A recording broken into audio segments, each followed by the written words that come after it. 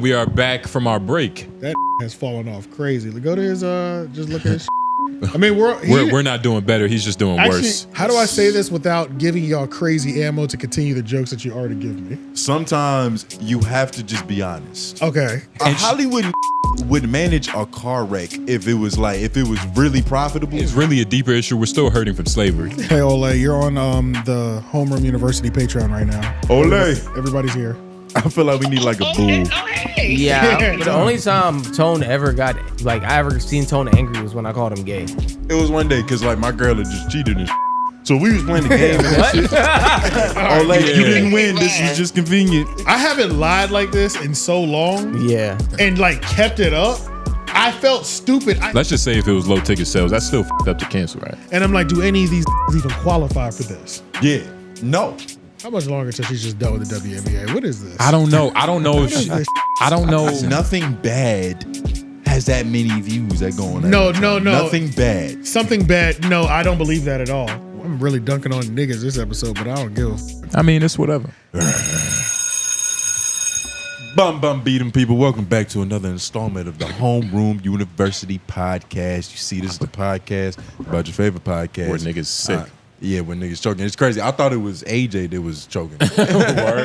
Yeah, I was looking at my camera and I heard it from over here. But, you know, I'm your classmate, Tone Groove. J Nobles. AJ the Menace. White man behind the boards. Yeah. F Mac in the building. That's me. Yes. Man, we are back from our break. Yeah, we're back from our break. Did y'all enjoy y'all break? I did. How was I the really break did, for y'all? bro. Hibernation was cool. Yeah. Hibernation was cool. I was still working. You still getting it? I was still working. You still putting in pain? But it's like sleepy pain. You know, it's passive pain. Yeah. But nah, man, we're back. Did y'all enjoy the break? Consistently. Did y'all enjoy not seeing us consistently? Hopefully. That's a trick question, man. Nah, hopefully y'all missed us. You wanna ask us something to talk. Hopefully that's it what I'm was saying. both, It's a trick. That's what you want. Yeah. Hopefully y'all missed us. Hopefully it was both. We're back, man. Niggas needed a Reese charge, reset. Just like I was saying I said it during the live show, but the live show isn't up anymore. It was just whoever caught it when they caught it, and then I'll put out some clips. But long story short, from now on, Menace Material in a whole will be taking off the Monday holidays. So you won't have any shows from that during those time periods because we record Sundays and Mondays. So just to put a little bit of breaks in our schedule, just so niggas can have their reset time, because especially with Homeroom University, I feel like this is how I was feeling. I'll tell you how I was feeling, which also helped give me a nice little reset. It was like talking about podcasts every week. I was talking to Jameson, shout out to him, and he was like, don't you get tired? I said, nigga, I get exhausted, nigga. I get exhausted. I get exhausted at talking about these niggas because when I lay in my bed, I don't give a fuck about, I really don't give a fuck. You know what I'm saying? Like I care a lot, but it's like on like is this affecting my overall mental state? No, it's not doing that much. You know what I mean? You like to where it's like I'm making or breaking off to somebody's interview. But I needed that step away moment. I low-key feel like that happened to you last out of everybody here. Yeah. I feel like, because I saw it hit him. I know it hit me like a couple months ago. Yeah. Lauren's still doing pretty good, but he has good team spirit. He has good team morale. What you mean? He don't give up those things really easy. Crazy, nigga. I've been stressed out all my life, nigga. But that's the thing. But that's the thing, though. It's like you can't. That's why I think the breaks are really important. It is exhausting because bro. I don't want to give that off on camera. Yeah. That I don't care. Not that you know don't what care. I mean? Yeah, nah, it shouldn't come off as don't or care. on microphone or whatever. I think it'll affect the performance and things of that nature. Like, but tired aggression is funny. So what? Tired aggression? That's funny. yeah. Like when we get to the point in the pod to where it's like we been here for a while, it's been 4 hours, we don't really care. Like niggas just start getting hostile. So, man, I was like, tired aggression is really give a fuck about this. Bro, because I feel like that's how the takes are. Like now I'm watching the content, like I only want to see the bullshit. Like exactly. And I hate the way this nigga's shoes were laced to this episode. You know what I'm saying? Because sometimes we be shit. Sometimes we be too tired to like extrapolate. You know what I mean? Really thinking about or anything from it, a decent topic, you know, or anything. You know what I mean? Like, I can only imagine what like the actual news goes through, like the people and producers that got to put that shit together. But they probably are so stressed because a lot of times they got to pull like nothing. Nah, I don't even think it's that at all. The thing is, we're not at the point where we have a team doing all the digging and researching for us. It's different when you're just showing up. somebody did all the research for you. Yeah. They're literally just laying it out in front of you. Yeah. But like we're going through, we're watching all the clips, we're watching the full length podcast. Then after you watching it, you either are how are you watching it? Are you viewing it from the lens of a critiquer, which I don't even like that word. I feel like we talked about that months ago, but I don't even fuck with this whole. We're not no critique lane, nigga. We niggas that watch podcasts. You know what I'm saying? Yeah. Commentators. Are you enjoying it anymore? Are you like, well, how is it? How was I just watching this? Was I watching this from the lens of where can I pull the video out of, or am I watching this? Of man, I might just have a good ass time and then we're gonna talk about it because that's what the show was actually built off of. Right. It wasn't built off us watching it and looking for the YouTube video within the clip, within the podcast. Right. It was just niggas that enjoyed these shows watching the podcast and talking about it. And that's it's still that. It is still that. It is still that. But I'm saying with that fatigue though, it fucking up though. You know, you gotta think about it too, like. Doing all of that shit that you're talking about and then adding like not having editors to do all the other shit. You know what I'm saying? Like niggas is doing shit after the pod. You know what I'm saying? Post pod nights is 3 a.m. mornings on a regular. That's normal shit. Facts. He's over here doing that shit. I gotta drive home and do other shit and then like it'd be late. Yeah, it's a lot, bro. But who gives a fuck? Nigga, we recharge, yo. I was about to say it. And on top of that, it was like, yo, I was also getting frustrated with like I was tired of the nigga content, but you know what? That's all you niggas want. So we're going to start with the West Coast. All right, so we're just going to do a West Coast status update. And when I say a West Coast status update, I mean No Jumper, Figg Community World, Back on Figg, Community Clips, The Apollo, like all the podcasts that we cover because we did have an office hours. Shout out to the brother that did that office hours. I can't remember what his name was. And I was about to say, office hours, please comment them down below. Last week, y'all did beautiful, which y'all never see because it was a live video. Make sure y'all tune in. They will. I'll put the clips out. Still, make sure y'all tune into those lives when they happen. But regardless, office hours are part of the show. We answer your questions or concerns. But hashtag office hours. All right, so West Coast niggas, look alive. Y'all still are thriving off the nigga shit, and we're just here to highlight everything. So before we all know that No Jumper did a cipher and then Figg Community, or sorry, not Figg Community, it wasn't everybody, it was AD and T-Rel. They retorted. They dropped their reply 30 minutes after the diss. Leading up to this diss, Adam was promoting it for a good month. Long story short, I'm just here to inform y'all the bullshit is still alive. It's well. Y'all have been thriving. Hey, we haven't been here in a while. You know what I'm saying? And we kind of gave our critiques on the live. We a little did. bit. So we it's watched like, it live. Yeah, I personally got burnt out of watching these niggas just like take shots at each other because we've been watching this storyline for over a year. Like at this point, it's over a year. I don't know how much more we can do at this point, but. I'm ready for a series finale. Yeah, so we're just gonna highlight some of the shots that were taken before the cipher actually dropped.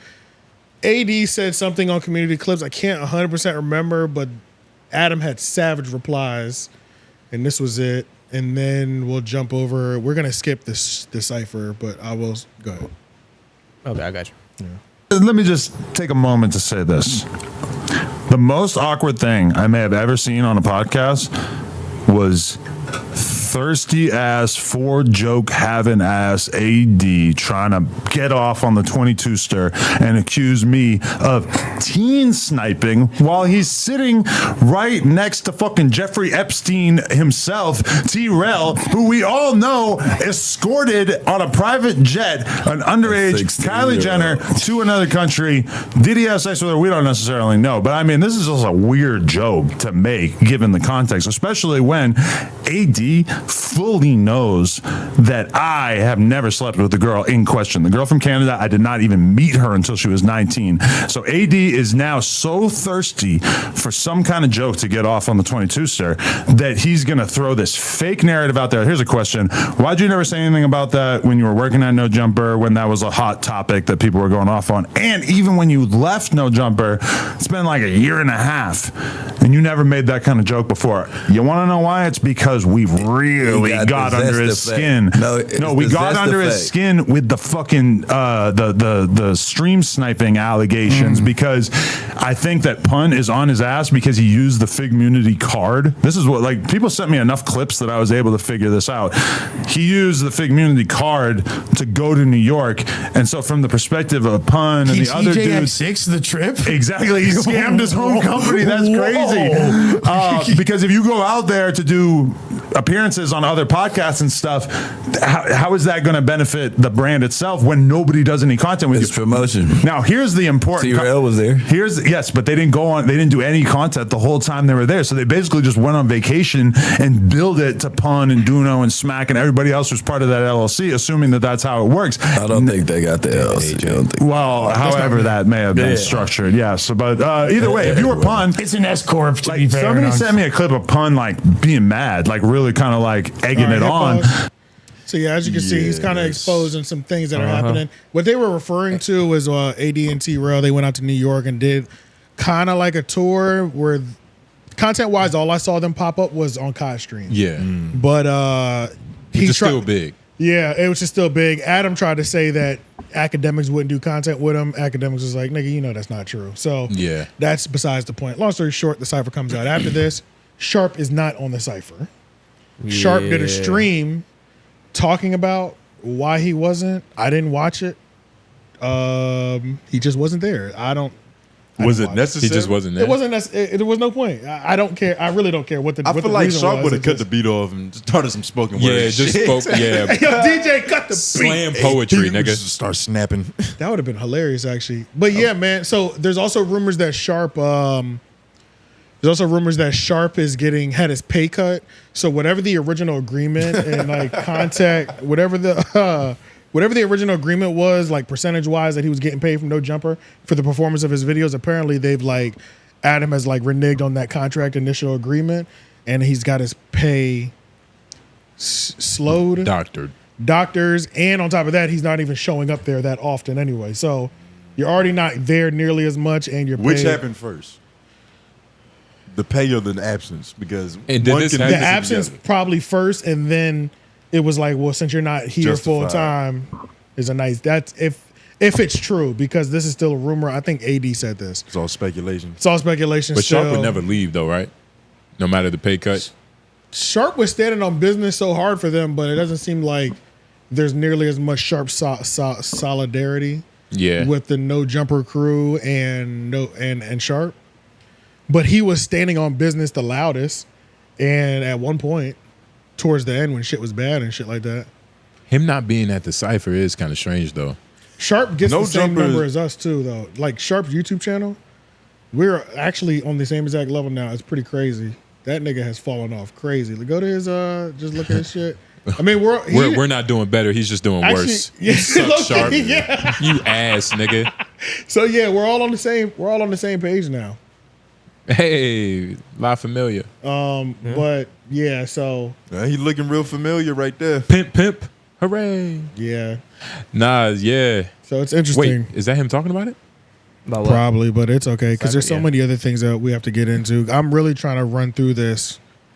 This is what's been happening on the West Coast, which is why the West Coast is the way that I'm like running through this so quickly. It's a storyline. I couldn't bring myself to just give us full topics of this. Yeah. I couldn't, you know what I'm saying? Like, it was more just like hey, here's what happened in LA, and let's not even have a word about it, bro. Yeah, it's just, I just can't.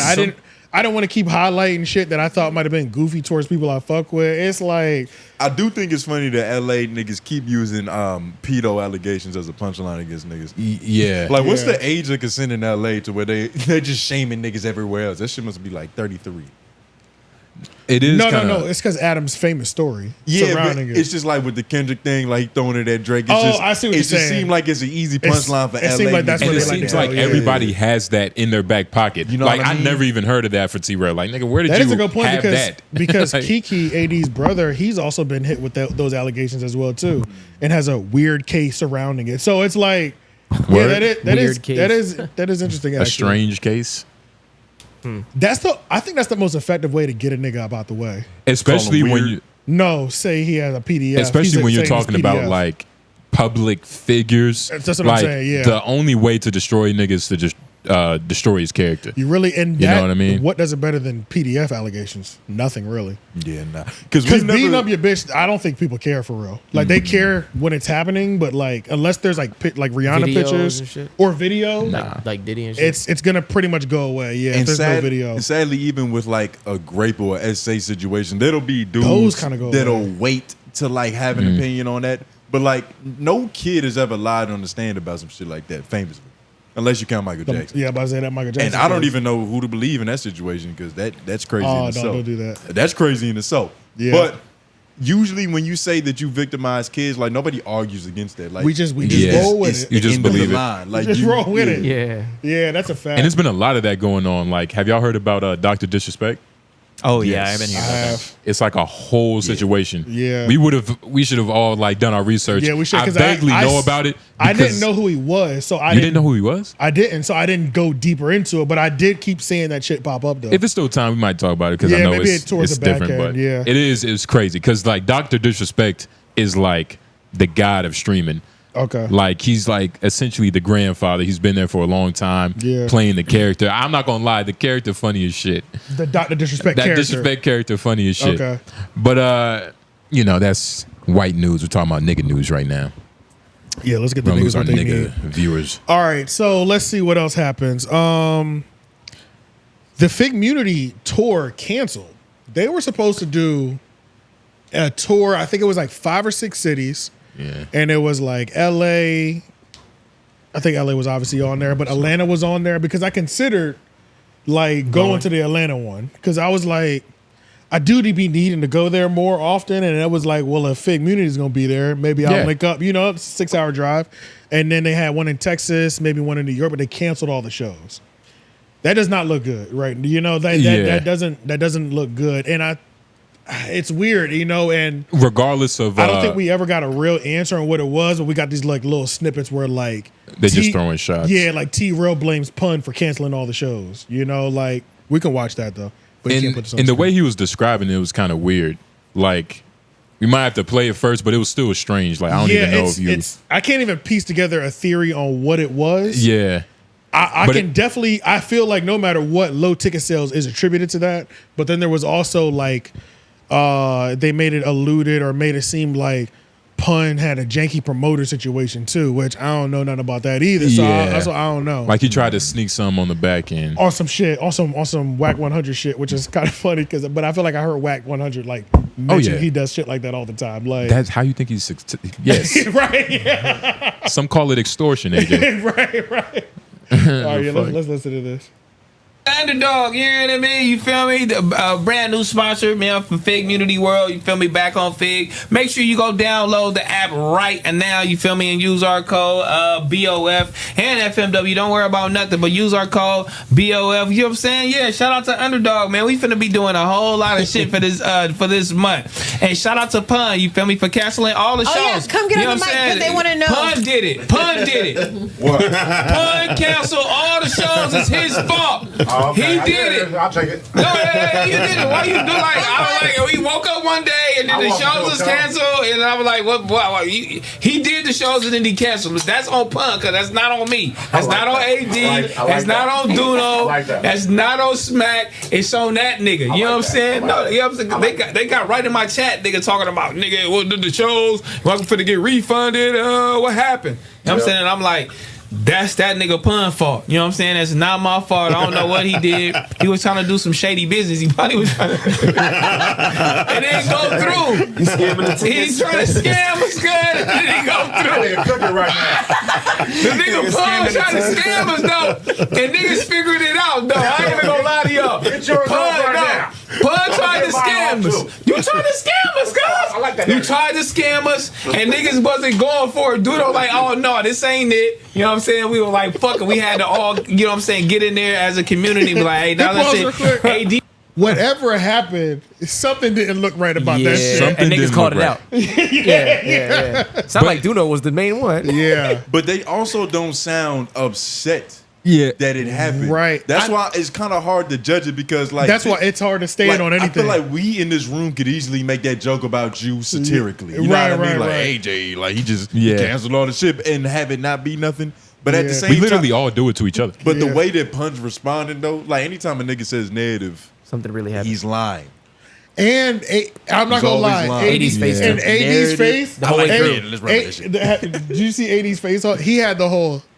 Which that's that, when like, that didn't help. 80's like body language is just like, well, I guess I'm here. Like, nigga, I didn't ask for this, but it's like I hope niggas that's just not wanted to what. bring I this hope up. Pun didn't do no shady shit like that.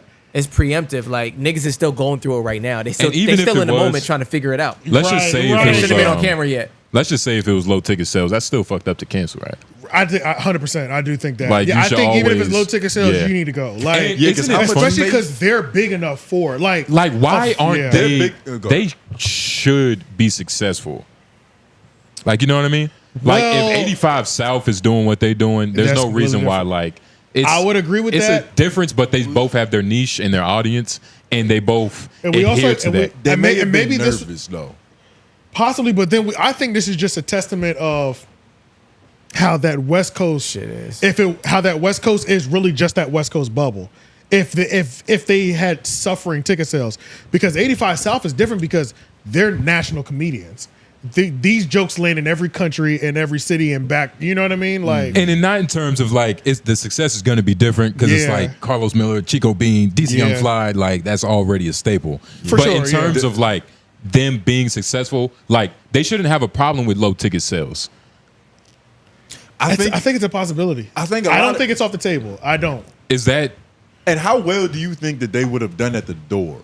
Because I think a lot Like of the last minute walk ups. yeah, like the last minute, like people was like, you know what, I am coming to this thing because I think that's another thing about the 85 South comparison that makes it different.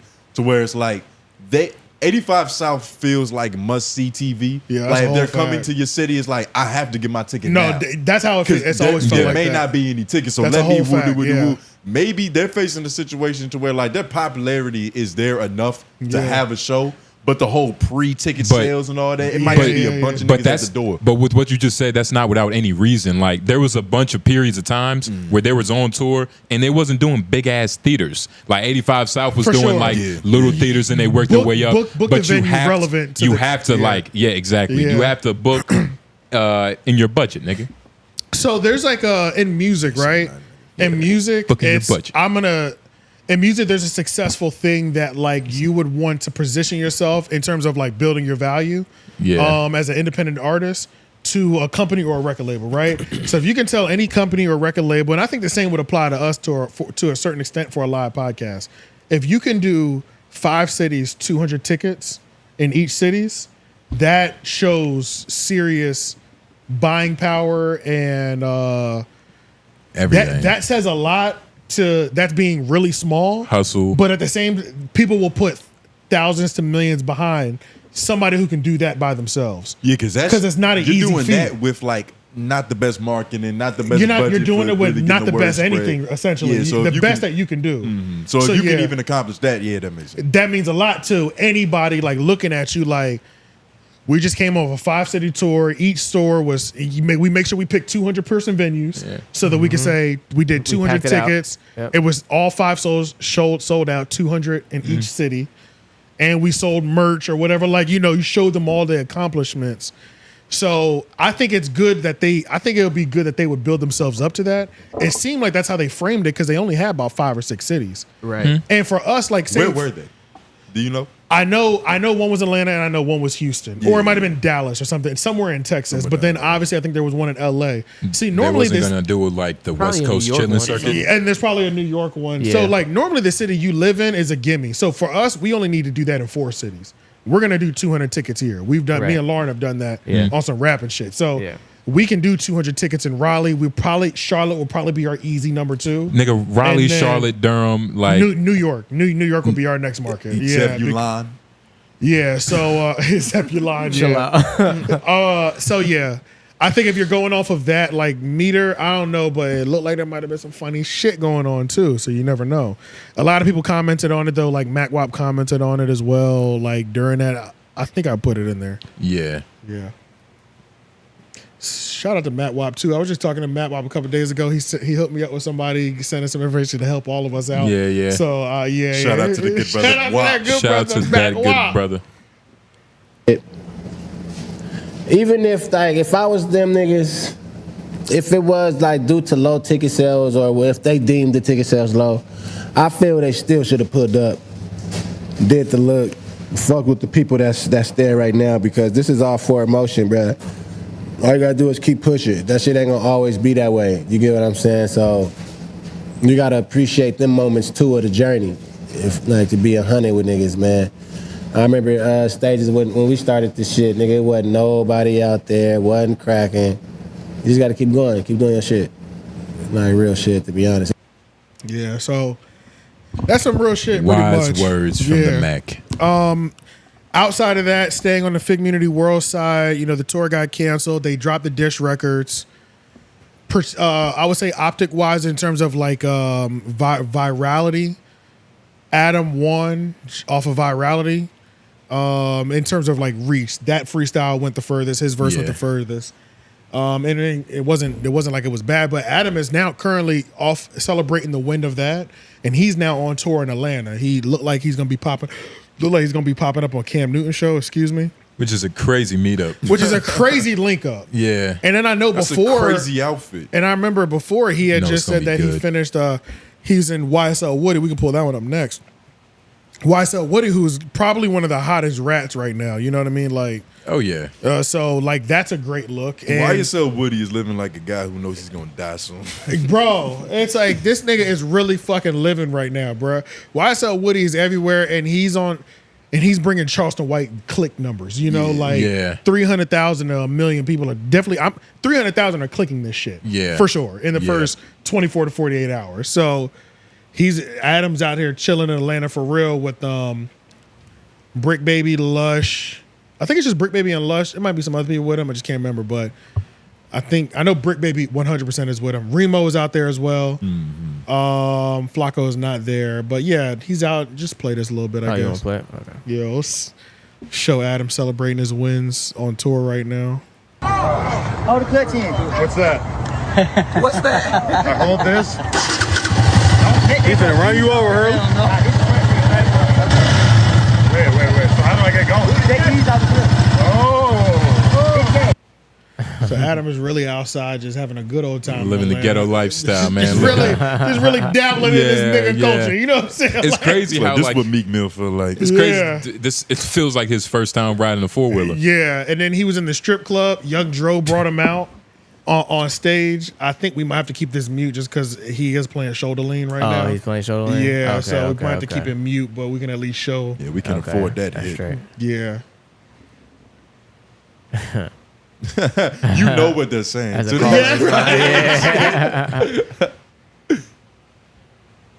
What's Adam doing there? That's crazy. It's just so white. It's so is. Look at it. Like Zaytoven's out there. Oh my God.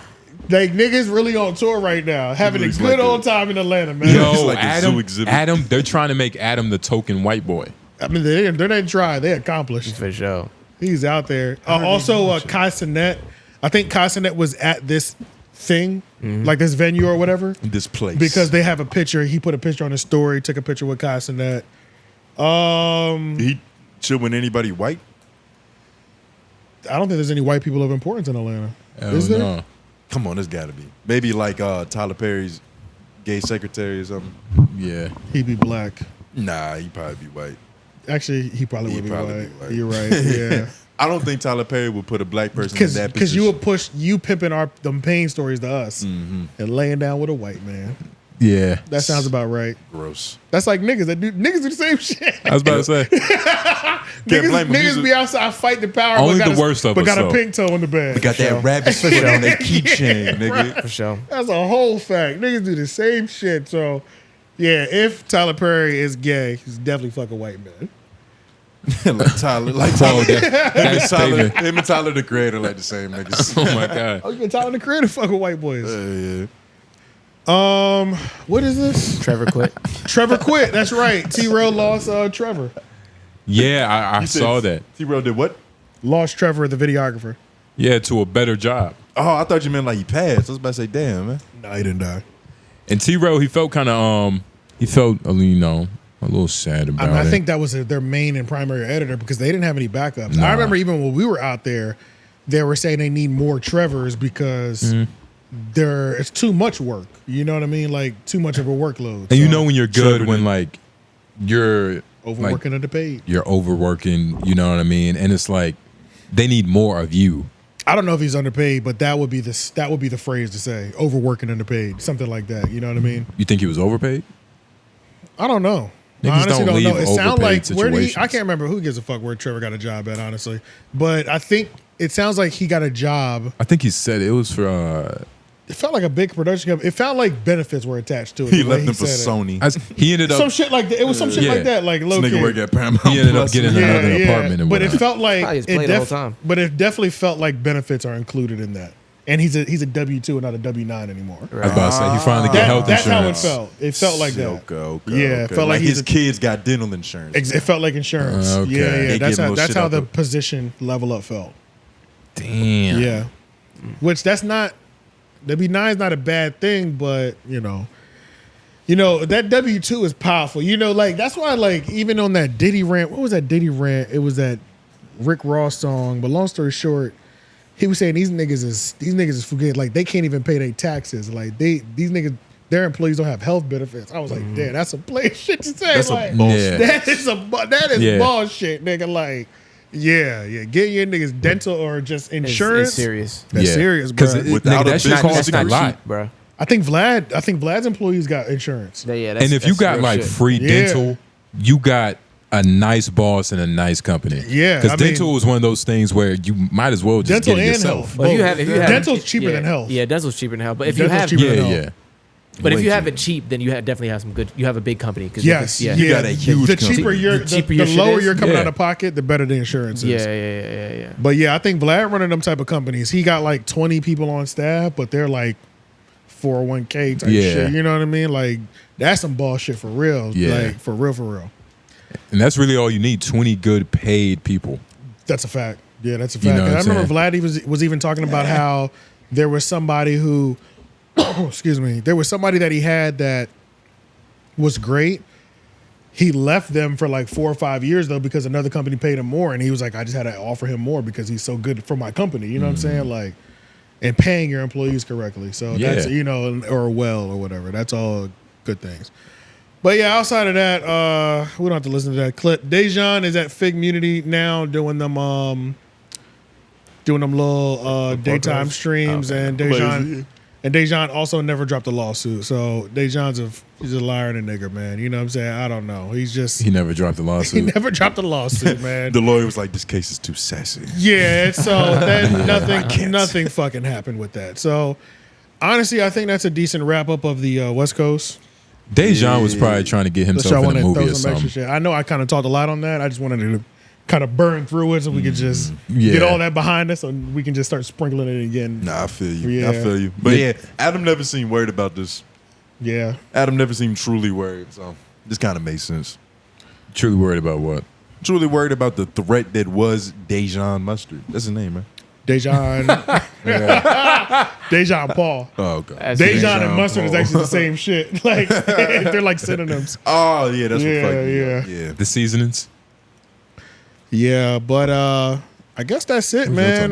The West Coast, y'all are doing what y'all do, whatever it is. Y'all living that LA life. Still love y'all niggas, but it is what it is, you know. But I'm recharged. I'm here for the nigga shit again. So I'm ready for y'all to start cooking each other, doing bad deals with each other, throwing out the opportunities and squabbles that we'll never see come to fruition. I'm here for it all again. Some fresh crash outs. I'm here for all of it. You love a fresh crash out. That's all I'm here for. Yeah, I'm here for all of it. So you had to cleanse your palate real quick. Yeah, welcome back, nigga. We're back commenting on the West Coast again. All right. I'm glad they're doing their thing, though. Yeah.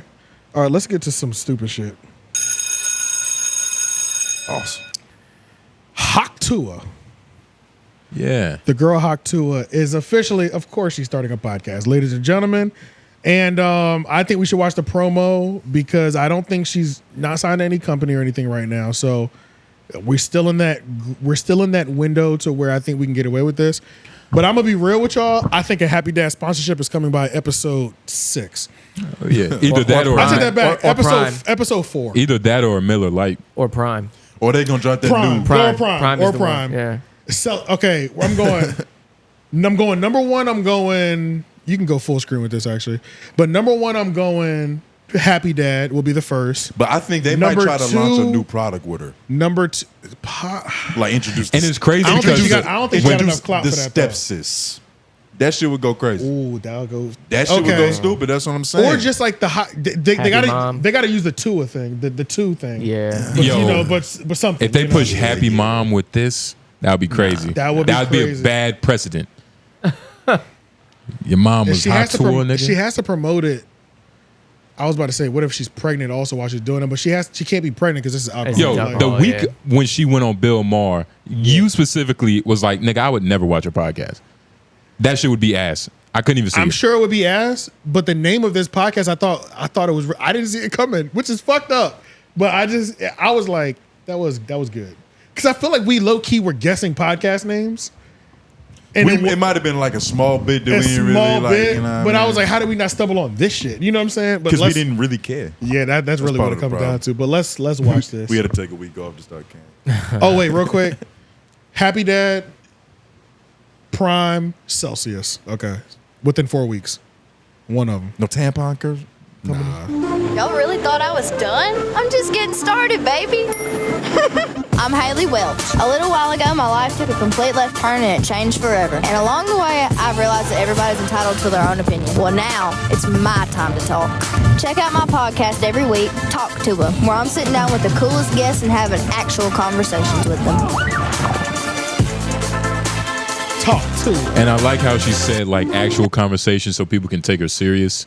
But Yeah. that's gonna be a long time. You know what I mean? Like she's gonna have to show she's gonna have to show she could do algebra. She not for even niggas trying take her right serious. now. She advertising a podcast. She riding a jet ski. I think she can go really far. I ain't gonna lie. I really think she can go really far because you know what? Because she's so not famous. Bro, this is really a regular country white girl. You know what I'm saying? I get what you. The word is relatable. relatable. She's very relatable. Which So is it's like, and she hasn't got that millions of dollars of stink on her yet. Or She's doing what she's supposed to do. she's doing what she's supposed to do in terms Yeah. of that. And You know what's funny? This is what people felt like Bobby Aloff's career was like. Altolph. or should have been. I refuse to learn her name correctly. Altolph. I refuse. You didn't hear that? I got you. I refuse. Bobby Adolph. This is how it should have been, kind of. But this is how it felt like because she came out of nowhere. So we was like, who is this white girl that just started getting deals? But she has to be good though for this to work. She Who? can't just Tuah. Talk to her. She has to be good.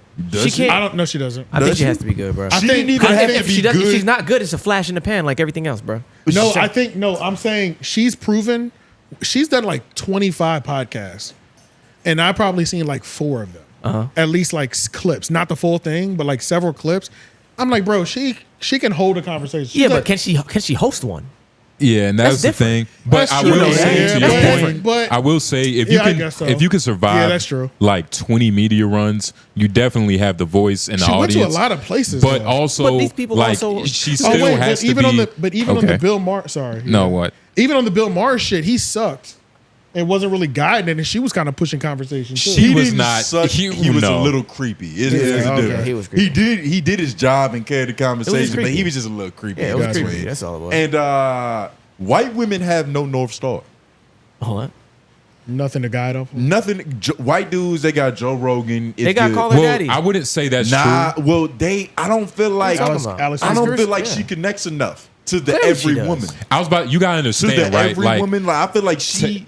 Go ahead. I was about to say, yeah, somebody let me talk. What the fuck is going on, nigga? I'm gonna have to piece the shit out of one of you niggas. But the problem is you keep so talking in basically, the middle of yeah, niggas. probably. But to what you were saying, like nigga, Taylor Swift, Yeah. like there's a certain echelon of white woman that can connect to Taylor Swift, which is a lot, Right. but mainly like just It's white, all of them. yeah, white No, liking it- society. it's You're saying majority- white I would hoes say don't it's have- But majority for of the them. bottom barrel, Like white hoes. white hoes, Yeah. you need a regular degular bitch. Right. Sorry, woman. Yeah. She's responsible now. She's a lady now. But you need a regular degular woman Yeah. that can, usher in some knowledge, you know, usher in some perspective. Because not everybody can connect to call her daddy. Yeah, her name's Alex Cooper, right? That's her name? Alex Cooper is like, she's what white women think that they are in high school, and then they kind of grow out of and realize the world doesn't treat them like that. Like, she's like, you got to think, she looks crazy. There's more. She don't look that good. But to white dude, she's very attractive. I see. So you know what I mean? She's like the prissy, like the girl that got everything she had and wanted because she was just hot. Like Tuah is the regular white woman. Very regular, yeah. Is the average, and we don't ever hear them speak unless they're complaining. And that's another thing. Like, ever hear who speak? The regular average white woman. The average white we woman. see like the terrorism ones, like the wreak havoc on shit. But we don't see this version. The liberal white woman. You know what I mean? Like she does have the country thing on her side, so she like already kind of like baked into a niche almost. Exactly. Yeah. So she has that on her side. That's a lot of people's. That's a lot of people's. Yeah, or exactly. cousin. Yeah. And she's for the people. So she can almost have like a Trump effect. She has a great middle of America appeal. That's what I'm saying. She looks like she'll like bait a fish hook with her mouth. Like she'll just bite the worm and put that shit in there. She loves mudding. Yeah. Like all that shit. Like all that shit that you do back then. I wouldn't be surprised if like Kamala fuck around and be like, yo, let's throw a little something. You know what I mean? Promote my name and shit. Because that'll lock in whatever her age demographic is, middle of America. Yeah. Yeah. Everybody who want to support black women. I think Haley gonna be big. I want to see what happens. She's gonna be as big as the world allows. Because I was watching other things. I think she's really likable too. She's likable. Really likable. Which is always what always helps. I think, and also, I mean, it really all depends, right? Because at the same time, this is a country girl. Yeah. But we don't know like who she's surrounded by, like who's really telling her, like, look, like you could really be something. You know what I mean? Whoever her manager is seems to be. I mean, nigga, she's on the best of the best podcasts. She don't be doing no Slack podcasts. Has she done Theo Von yet? Because I wonder, that's loading if she hasn't already. But yeah, just search Theo Von and he probably just waiting so it doesn't seem like hack. But that's happening. But it that's also happening. Yeah, like she's everywhere. But she also, I feel like, I mean, damn, I just said a lot. Yeah. But she has to grow out of like the country. Like essence, like what was I thinking? Nah, that's her though. But it's her, and look at what like even a dude like Joe Rogan, he's not the most like obviously country guy. But when you think about Mountain Man-ish, he's not the most like visually like he's obviously a country. That's dude. a fact. But Yeah. He's into hunting deer. Yeah, and he's into a lot of man shit. Into like doing shit like that, and it works. But he has a broad Him range. and his kind of country appeal, it works to the average man because at the end of the day, it's just man shit. Yeah, and it don't take nothing to be country, nigga. Like get a rifle, make sure it's bolt action. You just can't be like make your own beef jerky. Have a shotgun that was passed down. Learn how to make moonshine, and then you're there. Well, Like learn how to make moonshine is elite country though. That's not bottom of the barrel. That's elite. That's poor. Knowing where to buy it. Yeah. Knowing where to buy it. Knowing where to buy it. I'll give you that. But especially if you're, I have a moonshine plug. If I you're got at least white, one person I can call. We all do. All real country. He's niggas. white, right? Yeah, no, he's black actually. Interesting. The real ones. Black. But sticks country nigga. Yeah. But speaking of when you had somebody brought up Bobby Altolph, whatever. You're not smart enough to do that. The thing that is funny as fuck about Bobby Altolph is that I realized this is some Twitter shit. I realized,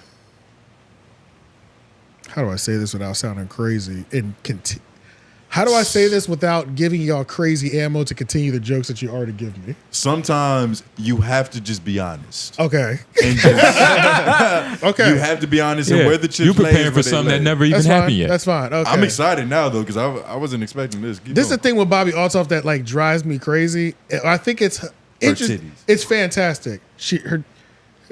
People are trying to figure out where her titties went because they seem to be flattened out recently. But she got a divorce from her husband. All this happened within a year, y'all. She started a podcast. She fucking exploded. Her podcast was already like this weird Funny Marco thing. Her and Funny Marco were beefing where they were best friends and then they weren't best friends throughout this 1 year. Right. She gets a divorce from her husband. Worst thing she could ever do. No, dead ass. Because now we're watching her go on Experiencing Black People and Black Men tour. Yeah. So it's like now we see her, there's football players carrying her out of the club drunk. She's in VIP popping bottles with Ari the Don or whatever like that, right? Yeah. And because black people are seeing this white girl in all these different places, I'm now starting to see these things like, I'm not gonna, like the tweet will say, I'm not gonna lie, Bobbi Altolph is like, she kind of fire. And I'm like, these are niggas who have never fucked with white bitches before. Like, that's all I was thinking. Cause I'm like, cause she's a mid-grade white woman. This is regular white bitch shit. You know what I'm saying? Like, but the fact that I'm starting, come on, bro. Like, and if we're being honest, like I've dabbled. You know what I'm saying? You've slain the most abominable snowman. Right. That's what I'm saying. So now that I'm watching this narrative, I'm like, it's so. Snowman. I just think it's crazy. Just the shit that like feeds like this nigga algorithm. I need to find a white bitch to just throw in the mix now. You know what I'm saying? Like, just throw a white bitch in the mix, and then all of a sudden, niggas are now she's kind of fire. Now she is. This is kind of when. What you're She looks the saying same. is really a deeper issue. We're still hurting from slavery, honestly. But I mean, that's what really happens, though. It don't take much. It's crazy. It's crazy how little it took. It's a white girl. I think it's a white girl who fuck with black dudes now. It's that, and we're just seeing her. Black people, And we're seeing her in once a she's natural available state. now, like I'm saying. We're seeing her in a state to where it's like it's club lighting. It's like she's in places that we would be. It's a different filter on her now. The fact that it feels accessible now. Because it's within reach, exactly. And we must all remember that we're talking about like intercourse. We're not talking about anything other than like that. a wife. Well, no, she's like she's love. no, niggas want to put a ring on that and another baby in her because she's popping and rich. So Bobbi Altolph. Yeah, hell yeah. Well, absolutely. Niggas want to impregnate. Mark that. I already told the story on LOY. I'm walking downtown, nigga. Tomorrow I at 6 see p.m. a pregnant stud. Oh yeah, A pregnant stud. She's sagging. She like, nigga, you crazy. With a bottle in her hand. Oh no, that's crazy. Like real. Yeah, that's crazy. Yeah. You sure she was pregnant? She was pregnant. I looked at her. It was one of those things where like I looked at her so much to where it's like, why the fuck is this nigga looking at me from across the street? Right, like she felt the vibe. Okay, but I was just confused. But yeah, man, it's just the Bobbi Altolph thing. I stand behind Haley. I don't stand behind Bobbi Altolph. You chose your white woman. I've chose my white woman, and my white Your woman white woman is has hot smaller too. breasts. You might That's have chose fine. wrong. My white woman is real to herself, and she's also not going through a BBC crisis. Now, what right does your now. white woman do? She doesn't exist. She doesn't exist. One day it happens to everybody. Apparently, One day it happens to everybody. Like you just get stuck. you just all of a sudden a white bitch is sitting in your lap. I know it's happened, but it's just like I've respected my ancestors. Gotcha. Mr. gone. Respectable. Be gone. Fuck you, nigga. Be going, white women. Nah, man. 𝙾𝚃 is crazy, man. Like y'all. I can't get over that shit. Go ahead. My bitch is French. But nah, for real though, like it's crazy. When she was talking to Bill Maher, y'all was hating so bad, and I was telling y'all like she could be something, but I think she could be bigger and better. But I do want to see how how ass or good this podcast is. It's not easy to podcast. And I'm not even. I don't even have no hopes. But I just want to see like who she really is, because it's hard to get a good glimpse of a person during like an interview style drop in, especially when it's only about like specific things. Like the thing that I'm skeptical is like she's a meme, right? She's a meme. And that short thing that gets you popping doesn't show me enough yet to know if you really are just a breakout superstar. Like, you know what I'm saying? Some people are just breakout superstars because of their personality, but I couldn't get it off of just that one thing. I don't like how white women, I don't like how easy it is for white women to pivot. Like Sexy Red can't just not twerk tomorrow. You know what I mean? But like she gets to night, not talk about any types of dicks or any type of sexual acts, even though that's how she got her claim to fame. Well, I mean, she's using she's using the Tuah thing, which was kind of like what started it. Yeah. Is she Plus, really though? She didn't commit as hard as Sexy Red did. Sexy Red has like a lipstick line with the most disgusting names that are on brand with her. Like she's really doubling down. She's too far gone is her problem. But 𝙾𝚃 is gonna double down in the brand too. That's not You really. think she We gonna haven't give- seen that though. That's what she's doing now. When Bill Maher asked her a simple question, I think you should have a sex podcast, she would start blushing. Does that Yeah. seem like the type of woman that Well, could she's have trying this to- type of conversation? I guess she's using it to build something else. In a way. That's what I mean. Like white women get to pivot like this, but I still know you as 𝙿𝙾𝚃𝚃. But she's not pivoting. A year and a half from now, when this all fails, That's what I'm saying. It might be a and flash she's in the trying to pan. recollect herself, and like she's back in the headlines for having an OnlyFans now. We're gonna be sitting on these same couches, these same chairs. We're gonna be talking about the same person. If she could get, I don't know if she's doing this in seasons. Oh, she's gonna be so good. Or how Listen to she's gonna this. Listen to market. this. Listen to this. She's gonna do so fine. All right. 𝙿𝙾𝚃𝚃's manager is a person named Joni Forrester. JONNIEFORESTER. Okay. Joni Forrester is a prominent music executive, producer, and entrepreneur. He began his career in the music industry with A&M/Tough Breakout Records, later joining Capitol Records, where he worked on marketing campaigns for legendary artists like the Beatles and Frank Sinatra. Forrester gained recognition for producing George Clinton's greatest funk hits and organizing one of the first online concerts with Clinton, which marked a milestone in music history. He later transitioned into music. He was in management for video game industry, working with major companies such as EA Sports and Sony PlayStation. Forrester eventually founded the Penthouse, a creative hub in Los Angeles that manages artists, social media influencers, and Grammy-winning producers. His company focuses on artist management and content creation across multiple media platforms. She signed to. She's in good hands. She's a great. So basically, but a chef is only as good as the dough that he has. This is a great dough right here. You think they're she's doing great, great? though? I think they're I feel doing like- great right now. Yeah, They're a chef doing can- great right now, but I feel like there's gonna be a point in time where he's The trying first- to get her a booking, and he's like, Nigga, the "Bitch, first 20 you do episodes impressions or of something Talk at to least?" the first 20 episodes of Talk to Her are gonna have high profile. Maybe Yeah, they are. Yeah. Theo Von didn't happen yet because that's interview 1 type Yeah. shit. You know what I mean? Like those first 20 are gonna be. might fuck around and see The Rock. That's what I'm saying, bro. Shit Yeah. like that, like dumb shit like that. Kevin Hart Especially- for and sure. you know what? Especially this at the sounds like a beginning. Kevin Hart Exactly. Especially In at the beginning. Especially at the Those beginning. first, them Yeah. first. While the How cloud, do you while the top- cloud because is hot. everybody has, like, all celebrities who are high profile, like the Kevin Harts, the Rocks, they would want to get her on the first Yes. season because they don't know what's Shaq. going to happen Yeah, they on the want- second season. Yeah. They're gonna ruin her. You can't top having Shaq on your 5th episode. Yes, you can. What Yeah, are you you doing can. on episode 50? Nick Canyon. What are you doing on episode 150? It might not. But we're Cat just Williams. we're just squeezing this lemon dry right now. Right. Like But that's what. So you're just saying you're just trying to get as much out of this moment over as, as long as possible right now. Over as long They're as trying possible. they're definitely trying to, like, stretch her out, scale build her her. profile, really. You know what I mean?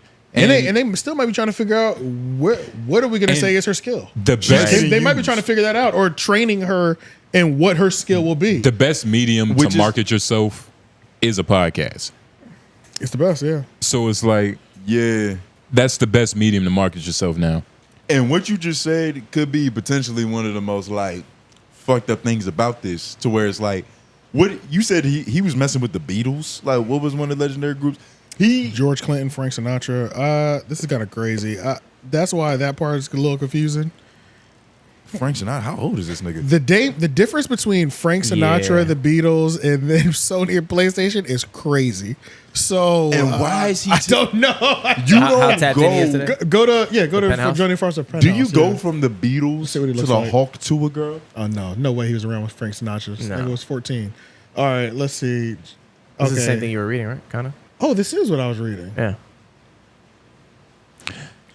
This is evil. Maybe he drinks He might baby have that, blood he or might have something. that elixir, man. The more I think about it, this is evil. I Look think at- he might have me see actually what he look convinced this girl that she has a talent that can be shared I know with what the you mean. world when he's just trying to pimp this quick moment out real because quick. another thing, like, This nigga's within probably the entertainment industry, 475. there's, like, been so called by many people like predators for all intents and purposes. Like, and people all- who have made yeah, for millions sure. of dollars off of just scamming niggas. Just And, scamming. like, it Not even just touching keeps them. working.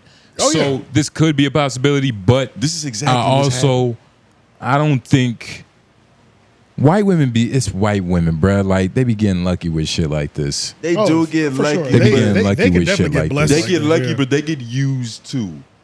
They're just a little bit more complacent when it happens. They'll be quiet because it's a white dude. But the thing is, I think he truly convinced her. Because even what you just said, when we figure out what her skill is, why does she have an agent with no skill?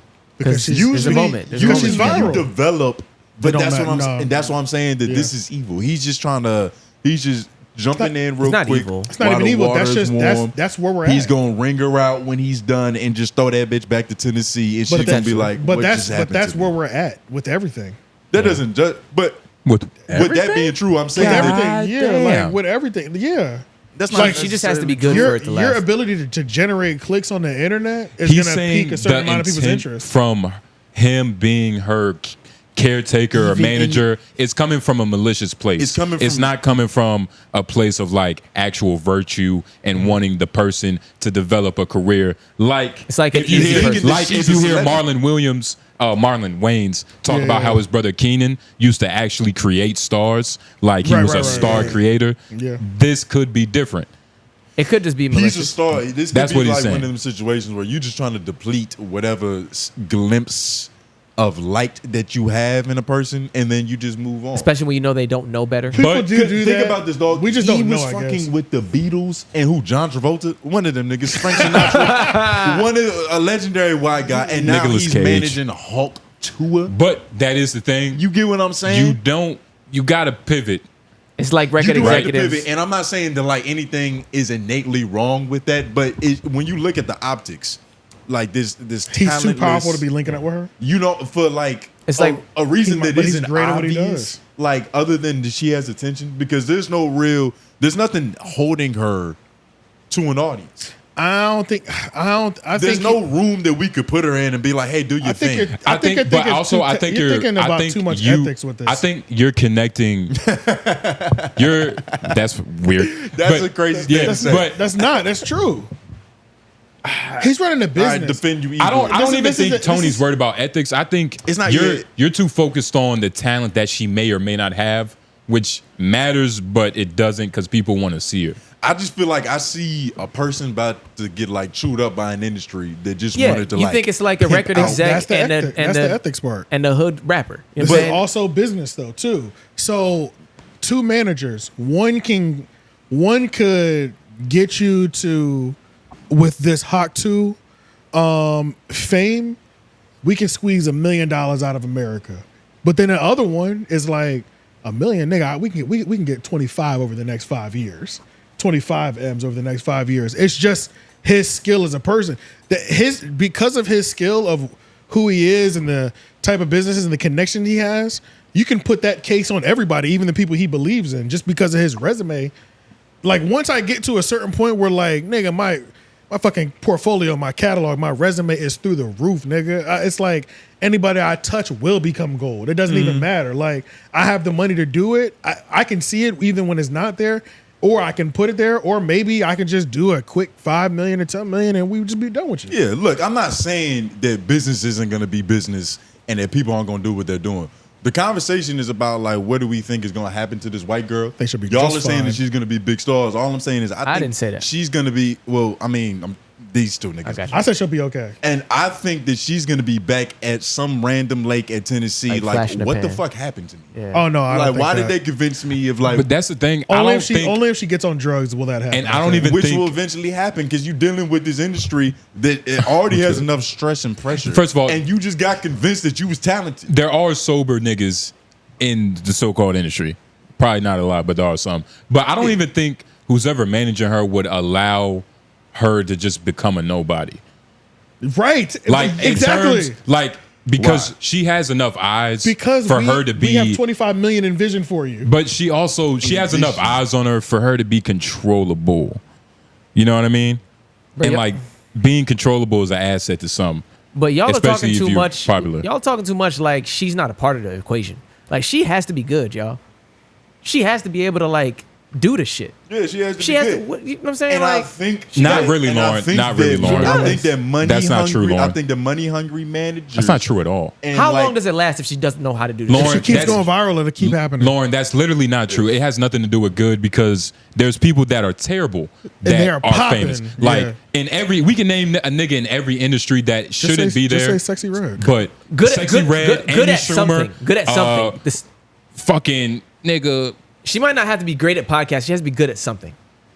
I'm has to saying be a she thing doesn't there. have to be good at She anything. The fact that people want If to I see know her. if I know how to work it and you get the clicks, I don't give a fuck if you're bad at everything. I remember I watched. There's a good I remember thing that I she's watched. doing to be the clicks though, because even Sexy Red is doing something right. She's doing She's something like good. all we have to do is like you. I remember I watched. More That's than it. that. That's it. It's more than that. It's not more than that. It's more than that because we're not gonna like you for long. We're fickle. Yes, it's fickle. There's That's what I'm always a trying to say. new People are thing. fickle. There's Yes. always a new something. You have to do something There's to hold the always, attention. There's always ebbs and flows, but if we just like you, we like you. And what are once you doing she to hold the figures attention, out, though? and once she Being figures likable, out, being you. and once she figures out her Bro, formula, none of these niggas Okay. sorry, go ahead. once she figures out her formula, I'm about to say we've been talking. God damn, this fucking dog liquor. Once she figures out her formula, Yeah. it's kind of dummy proof. Like when I watch Poor Minds, right? Yeah. I'm like, I know exactly what they're gonna do. I know exactly what I'm getting, Yeah. and I'm not mad at it. It's Poor Minds. Yeah. Granted, I don't even like their shit, but it's You know the it's product, a formula. You know the product they put together. Have and you I'm good. ever cheated on your boyfriend with a nigga that's not black? Like that Yeah. those type of questions. Yep, for sure. Cool. Right. And that's what I expect for it From to this. happen. And that you never know. ends. It's like game night Okay. every time I Wow. go to your podcast. Exactly. Nigga, I didn't invest none of these games. I went on Amazon and I ordered a new board game for all of us to play Right. every Friday night. Right. That's it. It's just people get entered, and bruh, none of these people are important. Especially like none of these people most of them haven't done shit. Like the podcasts are popping because we like these people. They don't even be having informed decisions. This nigga Joe Rogan's not an expert in fucking anything. We just like this nigga a lot. He's Yeah. different Just- though. It's not people more. just like him. He has a skill. None of these people have skill. Yeah. Joe Budden was like a big rapper, or he was an acclaimed rapper. Shit had really nothing to do with. It might have helped his podcasting, but niggas like his opinions, and niggas like when he talks about shit. Because But he he was has also opinions. doing that for. But I'm gonna be honest, that helps a lot though. He has It opinions. does because help. it's like It does help. he was a player in the game, Yeah. and now he's like looking at it from a third person perspective. But So that's- it's a lot Think easier to about talk about most, hip hop but topics. think An about anomaly most in of these itself. people though. Like in terms of just talking and enjoying their opinion, they don't have no fucking accolades for shit. We just like these people. But Oh, yeah. part of And your most opinions and people- what you do is like part of your likability. Like part of what you know, part of how good you are at something, part of all those things is part of your likability. We like Joe Budden because he has compelling things and he says things that people don't say, and he's fucking crazy about it. Like he's good at it. Like there's Right. skill to Also- that. So that's part of the likability. But it's also within the context of like hip hop and rap. Because I've never heard Exactly. It's in that anything specific category. regarding world or geopolitics that Joe Budden said, and I was like, They damn, actually, that good. they actually tell him to shut up. But in most cases, when it's hip hop, oh yeah, Joe Budden's the guy to go to. That's Which it, for sure. everybody Yeah. has their niche that they should stick. Well, But not I- should stick to, but you know, Even being able where to they have disagree- their strengths. exactly Their strength. No, yeah, because he played that game. Okay, but even somebody like Charlemagne, this nigga didn't master any like music, stand-up comedy, no nothing. He was just a radio nigga. He mastered how to talk about each subject the best and in his style. That's it. That's a skill. But he's not a master of any of these skills predisposed to this. But how You know? long was he doing it before he got there? Yeah, but like being a commentator, a personality on there, that's a skill. That takes a while. It That takes a long is not time. But they're not a master in a specific subject though. AJ, it took you 6 years to be as good as you are today. Right? That's what I'm saying. Like, and without that, you know what I'm saying? Like, Yeah. she's gonna have to run. real She quick, has- Lauren. She has to get good. A legendary hip hop She has to radio get- she host. has to get good. You're not a master in the skill of rap, Yeah. but when it comes to being like a historian or just like knowing the culture, Knowledgeable, yeah. and being able to expound upon it, that is a level of expertise. Yeah. Not to where it's like you're a skilled lyricist, but like if you've been paying attention to the culture, you're a journalist. But in most hip-hop. of these people that we're talking about, You got especially in hip-hop. podcasting, they're not just sticking to that one topic. Niggas are talking about everything. Yeah. And we buy in off of one thing True. that we like that they do the best. True. and we enjoy everything else outside of that. It's literally, and sometimes you have like your outliers. Like sometimes if Candace Owens want to talk about a sexy red, that'll get some views, even though that's not her shit. But most people's buy-in is I like Hot Tuah. That moment resonated with me and my homegirls. We had 45 memes 10 years ago, and she just been our homegirl. Now she's married. She's doing the regular white life. She's got 3 white kids with a husband. Nigga, we just like this bitch. True. Like it's just like, these niggas don't have to have. And it depends on the media coverage too. Like the other media people talking about. How are you packaging this? But shit? the like is just the buy-in though. There has to be something that's making you stay. That's what I'm saying. That's why I say it could be a flash in the pan. There's plenty of niggas. There's plenty of YouTube channels. It could be a flash in the pan. Like, but you only have so much time in the day. So they really have to work for your attention. Yes. Do you like? How many people do you think you're subscribed to on YouTube? Probably billions. Yeah, fucking a shit ton. How many of those videos are you watching? Exactly. I mean, not all of them, but a lot. Exactly, and you like most of all them of them niggas enough to subscribe. At least to subscribe. Right. That's what I'm saying. Like is the buy-in, but sometimes when you get there, you watching it, you like, I could watch this like every 3 days instead of every 2, and then it just starts to slowly dwindle down. But like, I don't know. I think she doesn't have a real talent or skill. We have to find that out. Yet. Yes. And you're right. But like we've yet to be shown that. We got to find it out. And that's the thing. She like, strikes you as being a funny person? She might or be. like a smart person? I think she's goofy. I will say the whole goofy. Are we laughing at her or are we laughing at things she's creating? Well, that part doesn't matter. I think the one thing, it doesn't matter. I think she's very pleasant. She's and a that's pleasant the thing, little white girl. If she doesn't, you don't have pleasant. I feel like pleasant is a word you use when you're trying to be polite about not liking something. No, that's not true, bro. Pleasant. When's the last time you called anything pleasant? Bro, I don't have nothing bad to say. I can't. It's one of those things. I think she's just likable as fuck. That's it. It's one of those like. I think Bobby Altolph is less likable than her. We used to like '𝙿𝙾𝚃𝚃. We used to love that nigga. But that was all laughing at them. He also didn't have management behind him like that.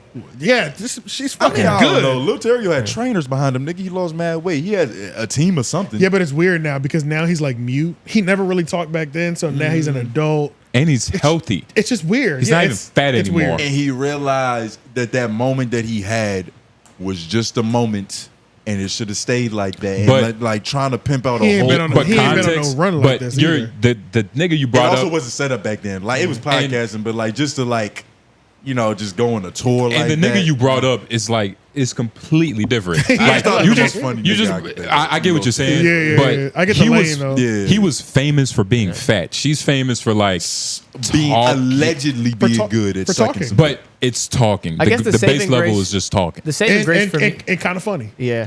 The saving grace Well, for I me don't is the know, fact man. that That was the big thing. the management people did see something in it, so that does say something. Like if you have a good management team of people who see 25 million in 5 years. yeah, if they see something, then there's a potential there for something for work. A Hollywood nigga would manage a car wreck if it was really profitable. Not goddamn right. It doesn't matter. It's just got attention on it. But not the right Yeah. ones. Not the right ones. The right ones will leave the flash in the pan alone. You know what I'm saying? So if you got a good person behind you, a lot of real times it's because flash in they the see pan, something. they're gonna dip. Yeah. A real flash in the pan, only the hood manager will pick you up. Exactly. This seems like a forever I feel like play. hood managers believe in flashes in the pans like they're Jay-Z. They do. They definitely do. That's what they I'm saying. definitely do.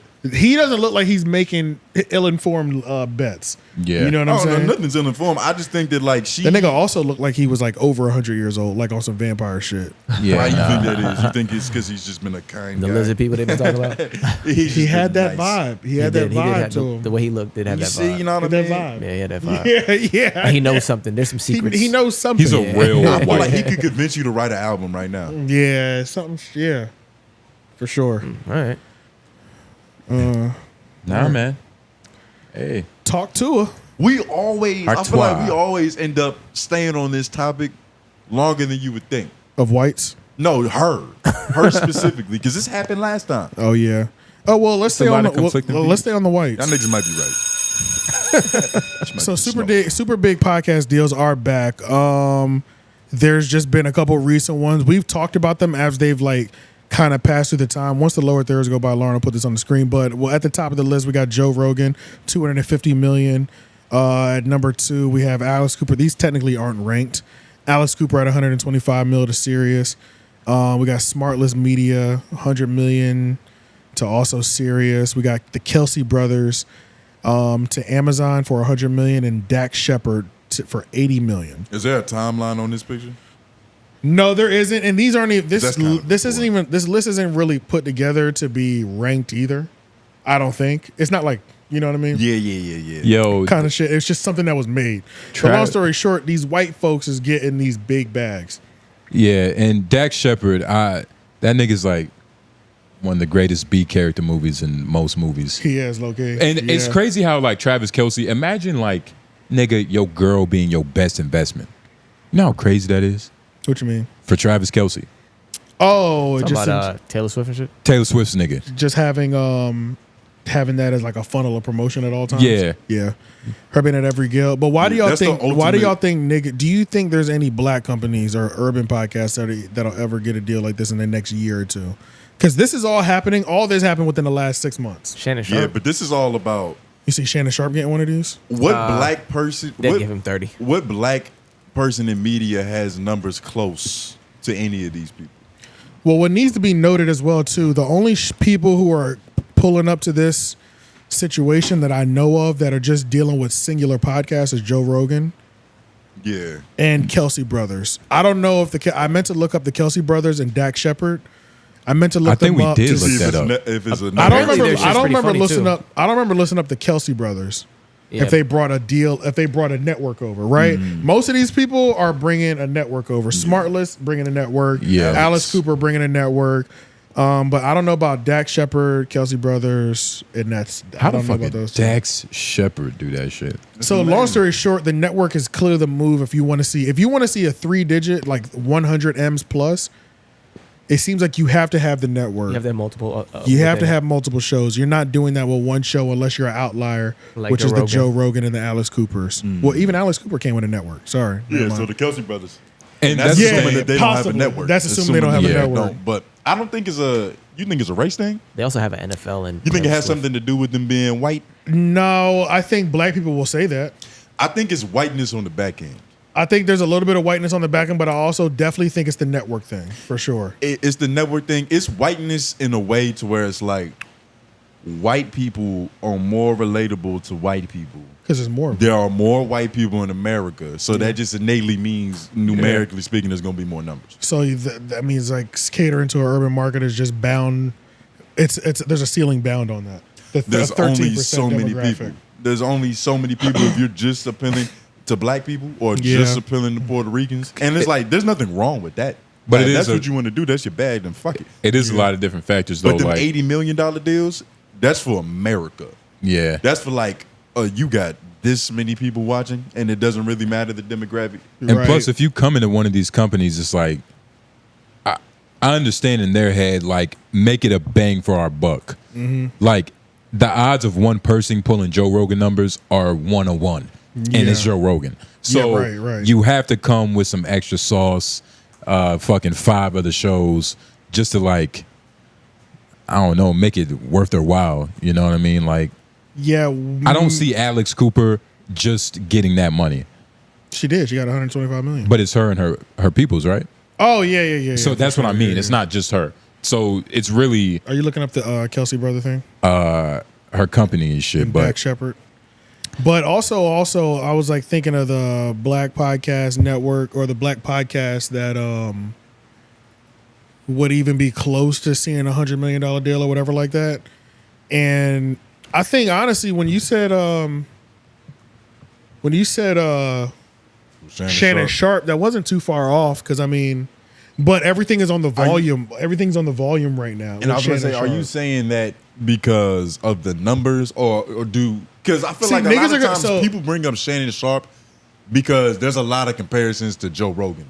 Like kind of athletic media nigga got the attention of... I brought him up because he's like branching out with different things. You know, like I guess with 𝙿𝙾𝙳𝙃 is a small thing. It's under his own umbrella, but he has 𝙿𝙾𝙃. He has that it's still show. him though. But it's still him. But it also brings on other people and he involves other people. So it seems like he would be the type to like try to make it an umbrella thing. That's why I kind of brought him up, and they're all very successful. You know what I'm saying? Yeah. Well, I'm just taking 3 shows: Club Shay Shay, The Nightcap, Club 520. Yeah. All 3 of those are under Shannon Productions or Correct. whatever like that.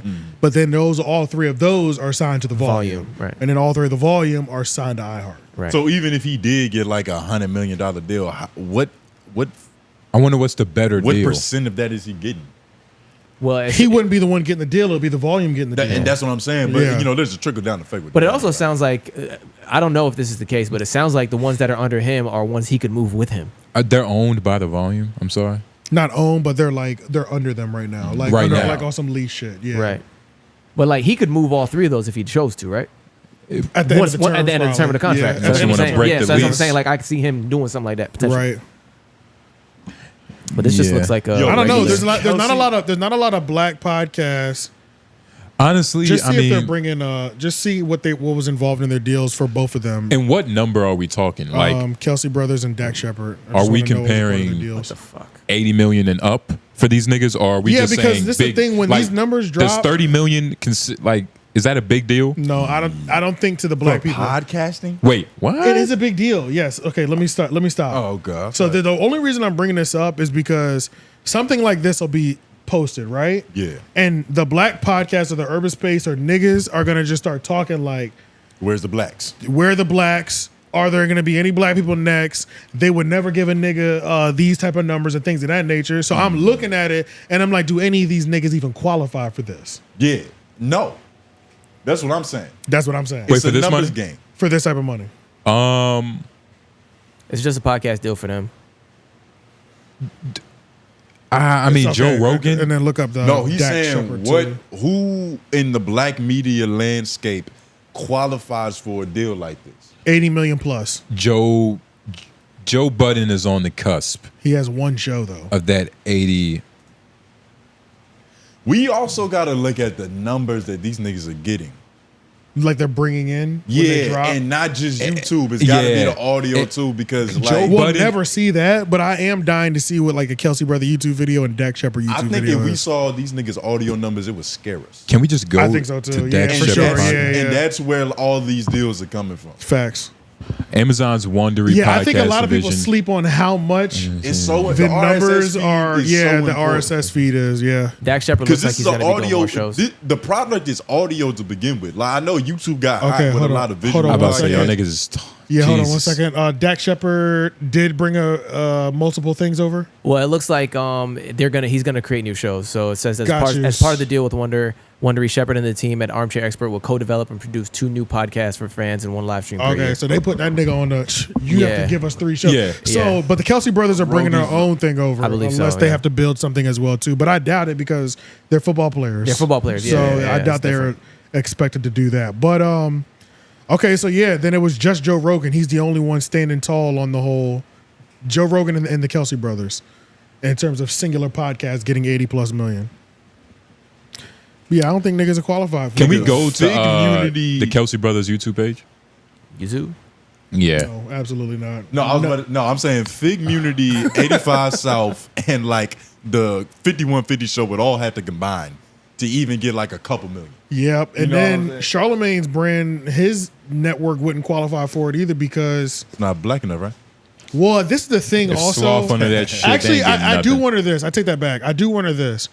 The way Charlemagne shit is working out, I remember he said that it's like, you're just like licensing. You're just licensing your Yeah. podcast, right? Yeah. But I think these podcast companies, they're media networks. So they're bringing the ownership of the podcast with them too. Yeah. I don't know if you could take a podcast network with a bunch of licenses and strike $100 million deal or $80+ million. Does that make sense? That would be- like I that need would be I so need much- these to be coming from one place type shit. Like that you know? but that would just be so much hoops to jump through, It'd and be like so many legal- layers, bro. Oh my god, dog. Yeah, legalese. it'd be so annoying to I like. hate to be an auditor. Yeah, just to deal with the audit on that would Yeah, be too. nah. It'd be too much. Their full episodes get a lot of views.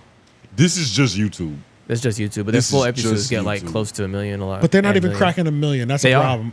Oh, okay. But They are. But I don't see this is- multiple millions though. There are. This is YouTube though, so it's like I'm one. imagining I'm what they're fine. doing in Okay. audio. It might be double. I understand it because who are the other white people talking about like football on podcasts and shit, or just like Oh, you mean like 2 million, 3 million? Okay, yeah. You know, yeah. So these ain't flagrant numbers a year ago. No. Flagrant was whooping on like Flagrant was whooping shit like compared Yeah. to what I'm looking at now. Yeah, like if You I see go what to I'm the saying? most popular on their shit, it's probably like Like I would think like a year ago they was 100 doing it. million Nigga, I should see 8 million. It should look like this throughout the whole thing. Yeah, this is like not 6 months ago. It should look like that from the last 90 days. But once again, this is just YouTube. So imagine you compounded that with like another like couple million, maybe a couple 100,000 on audio. Those are good. Those are crazy numbers. Click on their setup. Let me see what their setup looks like. See, I don't think YouTube is always guaranteed to be higher. It's virtual. I think I think for them, their audio is in a better position to be higher. Yeah, that's what I'm saying. Because it's virtual. But some podcasts, I think what we see on their YouTube is more, is more inflated than their audio because they have a better virtual. Like, does that make sense? Like Joe Rogan, I'm good with just the audio. I'm not dying if I don't see the video. Yeah. Does that make sense? Like same with Brilliant Idiots and like some of those legacy shows where it doesn't fucking matter. You know? Yeah. No, I feel you on that. Because some of them, the visual experience is part of the appeal. Right. Exactly. And they're also, and they're sports players, they're also tapping into the sports demographic who wear talk radio. Like, you don't need visuals at all. That's like, what I'm saying. They're the only football. They're not the only football players. Who's the other black niggas? Wait, what? Oh, you're talking about the what are they called? You talking about the dude with the dreads? Well, used to be. He used to be there. They used to play football. Revolt? Right? Talking about the pivot? The pivot. The pivot. Yeah. The pivot. It had a V in it. Yeah. The pivot. But even then, they're not current football players, and they're not really talking football all the time. But you're right. Joe Budden does have It's that not other group. the NFL isn't set up like the NBA to where there's a bunch of players with podcasts. Yeah. I haven't seen it. But I really only know of the it's not like the way the NBA is. Yeah, the NBA is rampant now. It's niggas who don't get playing time with podcasts. Yeah, no, that's a fact. Yeah, it's rampant in the NBA. Dwight Howard has one now too. Did we even have this in the notes by Angel Reese? Did you see the trailer for hers? Her podcast? Hell no, I didn't see that. You didn't see the trailer for her podcast? Nigga, there's an episode out, and look up Angel Reese podcast. Jesus. There was literally an episode. Maybe that's what it is. Niggas are so focused on giving everybody a podcast. Is that an issue? It could be an issue. Without Niggas are so cultivating good focused. shows? Nah, because there's a lot of nigga. There's a random white girl from Tennessee with a podcast now. Come on, her shit gonna be big. She too. from Oklahoma. Man. Don't matter. She random. Her shit gonna be big. But nigga, the XLR cord's not even plugged in. Click on it.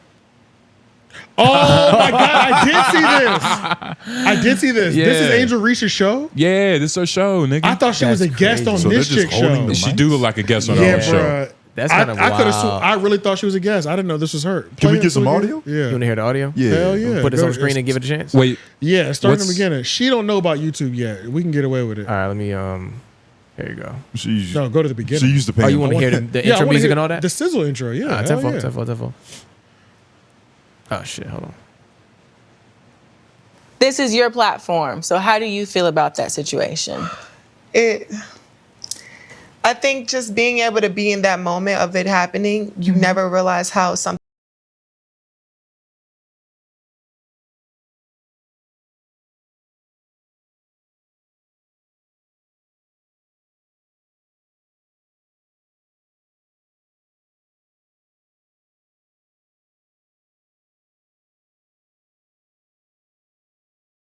First episode, Unapologetically Angel. What they gonna say now? I'm so excited to be starting my new podcast. We're gonna be spilling tea, dropping hot tea. You gonna know what the real celebrities, athletes, artists, y'all favorite, everybody's gonna be here. Got my favorite co-host, Maya Reese. Hi. We cousins. That's cousin. Hey, cousin. Hey, cousin. Who greenlit these microphones? About podcasts, obviously. So I know a little something. Yeah, so you teaching me, we learning. We gonna learn each other here. No, this is gonna be the best podcast. They probably Bluetooth mics or something. like, nigga, it's almost. I don't know. How much longer till she's just done with the WNBA? What is this? I don't know. What is this shit? I don't know. This is fucked. This is stupid, dog. What do you mean? How much longer till she's done with basketball, nigga? What are we talking about? Isn't she in the first? It's like the year one. She's a rookie right now. Is she talking about we spilling tea? Is this a new career? What is this? And that was a big thing. We just recorded. Can we get a fucking championship first? At least a playoff? Like, come on, bro. That's another thing. I saw a lot of people saying that, like, shouldn't she be focusing on what's important? What the Putting fuck? a ball This is in a why hoop? she's not going to get an $80 million deal.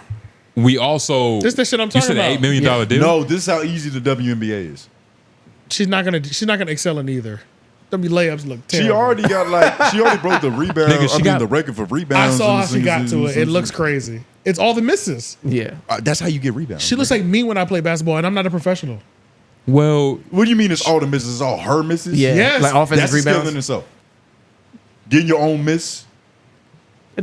No. There's niggas in the NBA whose job is not even to grab the rebound. It's to spike that shit back out to the 3-point line. Like that's somebody's role. But she it's, doesn't do that. She don't just grab it, pop it out. But I'm saying, do you know what I'm talking? Y'all seen I those know what you're videos? saying, but Tony, like you said, respectable buckets. You know what I'm saying? It's a respectable way to get or to break records. Right. You know what I'm saying? Yeah. Well, I'm not gonna say respectable because a bucket is a bucket, but there's cooler ways to do it. Goddamn right. I'm not gonna be bragging and talking big ways to get a because rebound. like she has like the cooler ways. lowest post percentage in the entire like history right now. It's so hilarious She's a seeing you rookie. saying that. No, Like it's you the bad, basketball day. Like No, it's the crazy. lowest post. Like if he's hold saying on, that. hold on. What does that mean? That means she completes the least amount under the 3-point in the within 5 feet. Don't ever try to question his basketball. He knows She's what at it like is. she's at like Yeah. 47% or something like that, and the league average is like Yeah, post average is high. 60%? It's very high. Yeah, because it's the post, but she's a Because the rookie. post. Like I'm pretty sure if you look at Caitlin Clark's, even the rookies. if you look at She's the Caitlin worst. Clark's 3-point shooting percentage, it's not going to be what be it is in fantastic, 5 probably. years. It's not going to be what it is in 5 years, though. It's also not the lowest in the league either. It happens. Rookies are supposed to be the worst at basketball when they first come in. That's kind of how that works. You're going to make the most mistakes. If you're looking at turnovers, average for the league is going to be the rookie who probably has the most. I watched part of this. I saw a snippet and it was like, it was basically her just talking about her type. Yeah, it was disgusting. Her type. She was like, yeah, Like I her only, type of guy. I only fuck with NBA players. I only fuck with ballers and shit.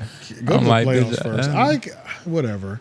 Prize picks. What you mean, whatever, nigga? This is crazy. yeah, like He said that shit like, man, that funky hoe. like This give is me crazy, dog. give me 30 minutes with him. This is crazy. Like what? I didn't realize we needed to hear her opinion already. Like this is your own God, this is crazy. You know why this is happening? This won't last. This won't last a year. Yeah, Because this, the nigga that managed Elvis Presley is looking for a glimpse. It's either won't last a year or the WNBA is up out of here in 2. yeah, nah. Who you one or mean, the like the other. whole league? No, like she's done. Nah, She's she ain't done gonna be with done. it. She is the WNBA No, right she's now. not. She's only gonna. This podcast might get more lit though. Caitlin Clark is the WNBA right now. I was- She's part of that's a it. whole Is she bag. bigger in W? They're kind of No, she's Caitlin Clark. they're ketchup and mustard. Hell no. Caitlin Clark isn't as big as she is without Angel Reese. Yeah, she is. Like It's a not true. Magic and Larry It's type not of thing? true. I'm not saying she wouldn't be good, but the story. It's the story. You gotta have a rival. If you Yeah. have an enemy, it makes everything so much. There's like at least 5 more news printings we Until can make you start doing- if you have an enemy than if you were just good. And we Yeah, off like- topic, but until you start breaking past, and she's broken past. But broken past I the do Wait, broken past. What? Yeah, Caitlin Clark has broken past the rivalry. It's no longer just that. Yeah, it's just that she's one of the best. Okay, Yeah. well, shout out to you, Mr. I love white women. I but do- I'm saying they're always, for the rest of their careers, they're going to be pitted against each other. And they have to. I do They're get what gonna you're be saying. pitted against Like each other. Captain America without any villains to stop is a lame nigga. Nigga, you in suck. tights with a shield. Yeah, Superman with no kryptonite, nigga. Yeah. You just the perfect nigga. Yeah, nah. That don't make sense. We don't want to see that. That's not likable. But I guess this just guess to wrap up the white people getting big deals. Niggas ain't there yet. Yeah, we can get a lot of shows though. So I don't know if anybody's talked about it. There's not a but, lot of big deals. Exactly. We start a lot of shit, but we don't see it. We don't see it to this end a lot of the times. And the first person that gets the big deal, he's going to have sellout allegations. There's going to be some oons thrown at him, whoever that guy is. Because of what he has It's to do also to get- difficult. It's very difficult. Because you Yeah, have this to. is a lot of hard It's work. very difficult Yeah. to These one niggas get are a doing a popular network. show, being popular, Yeah. but then get another show that's just 3. as about as or 2. Yeah, like nigga, that's hard. Yeah, that's crazy, That's dog. hard. That's not That's easy, dog. It's not. That's It's why not a so simple few of them thing. can do it. You have to Yeah. have the means to do it, which a lot of niggas unfortunately don't have, like the infrastructure. Yeah. But I just don't think they want to do it. I think a lot of niggas. I think that's just an excuse, I think though. a lot of black podcasters and I think a lot of urban podcasters. Podcasting is just a side hustle, and these white folks on this list are like, "Oh no, we can get hundreds of millions from this." And like I think they're looking at it Yeah. as media companies and not cash grabs. I think black people take it serious too. I don't think they take it nearly as serious. You're a black person taking it serious. I know, and I don't have. My business partners is white. You know what I'm saying? Like it's a lot of niggas. Within 30 seconds, within like 5 minutes of a conversation, we're not even on the same page right now. Or you're like, that's what you're thinking about right now, nigga. We're past that, nigga. What are we doing right now? Yeah. Like this is what we need to be doing now. Like this is literally the only way that we should be doing it. Build it from like, you know what I'm saying? I also, these niggas don't be on it. They don't be paying attention. I also think it's perspective, right? Like, I'm not going to give everybody on this list credit because a lot of the people that are at the top have somebody that is smart right next to them. You know what I mean? Whether it's fucking what's that good white brother name? Ian. Shout out to Ian. Yeah, Ian. Ian to Joe. You got fucking what's another body? Chris Monroe. Chris Monroe, absolutely. Good one. God, F-Mac, you got one? No, you don't got none? F-Mac was going to say Harry Potter. Yeah, some. But, nah, I'm not going to give these niggas credit. Like, who knows if they were the one who's brokering these deals. Like, for all we know, Call Her Daddy could have just been handheld. You got the right circle around them. You got the to, right circle, which right in itself is a skill. For sure. It's a skill, you know. Knowing when you're not fucking with the right team, but that was about it. Whatever will they do without your credit? Yeah. All right, let's see. Let's stay on the nightcap with Shannon Sharpe and Ocho Cinco. Shannon Sharpe got a little mad at Ocho Cinco because he was late doing Ocho Cinco-esque things in terms of catching rides with fans from the airport to the hotel to set up for the podcast. So apparently he's late all the time. And Shannon Sharpe got a little testy with him. We can play this though. I didn't do a you got to go back a little bit. Listened to it earlier. You look like intro. Oh boy, here we go, you guys, and so it begins. Nightcap, you are officially on the clock. Now, last night on Nightcap with Shannon Sharpe and Ocho Cinco, Shannon Sharpe decided he wanted to break the fifth wall and confront Ocho Cinco about coming in late. Now, if you guys do not follow Ocho Cinco, most times when he flies into a new city, if you follow him on Twitter, he always tweets saying, hey, I'm going to be landing in this city at this time. Who can pick me up? Now, Ocho usually pays the person as well, but it's kind of risky if you're a celebrity. Some fans can be weird. You can be kidnapped. You can possibly die. But Ocho does not care. He loves to interact with people, with his fans, and he also hates having car service. Last night, Ocho had a fan pick him up, and the fan actually forgot his key in the car. So they had to call a tow truck to get it open.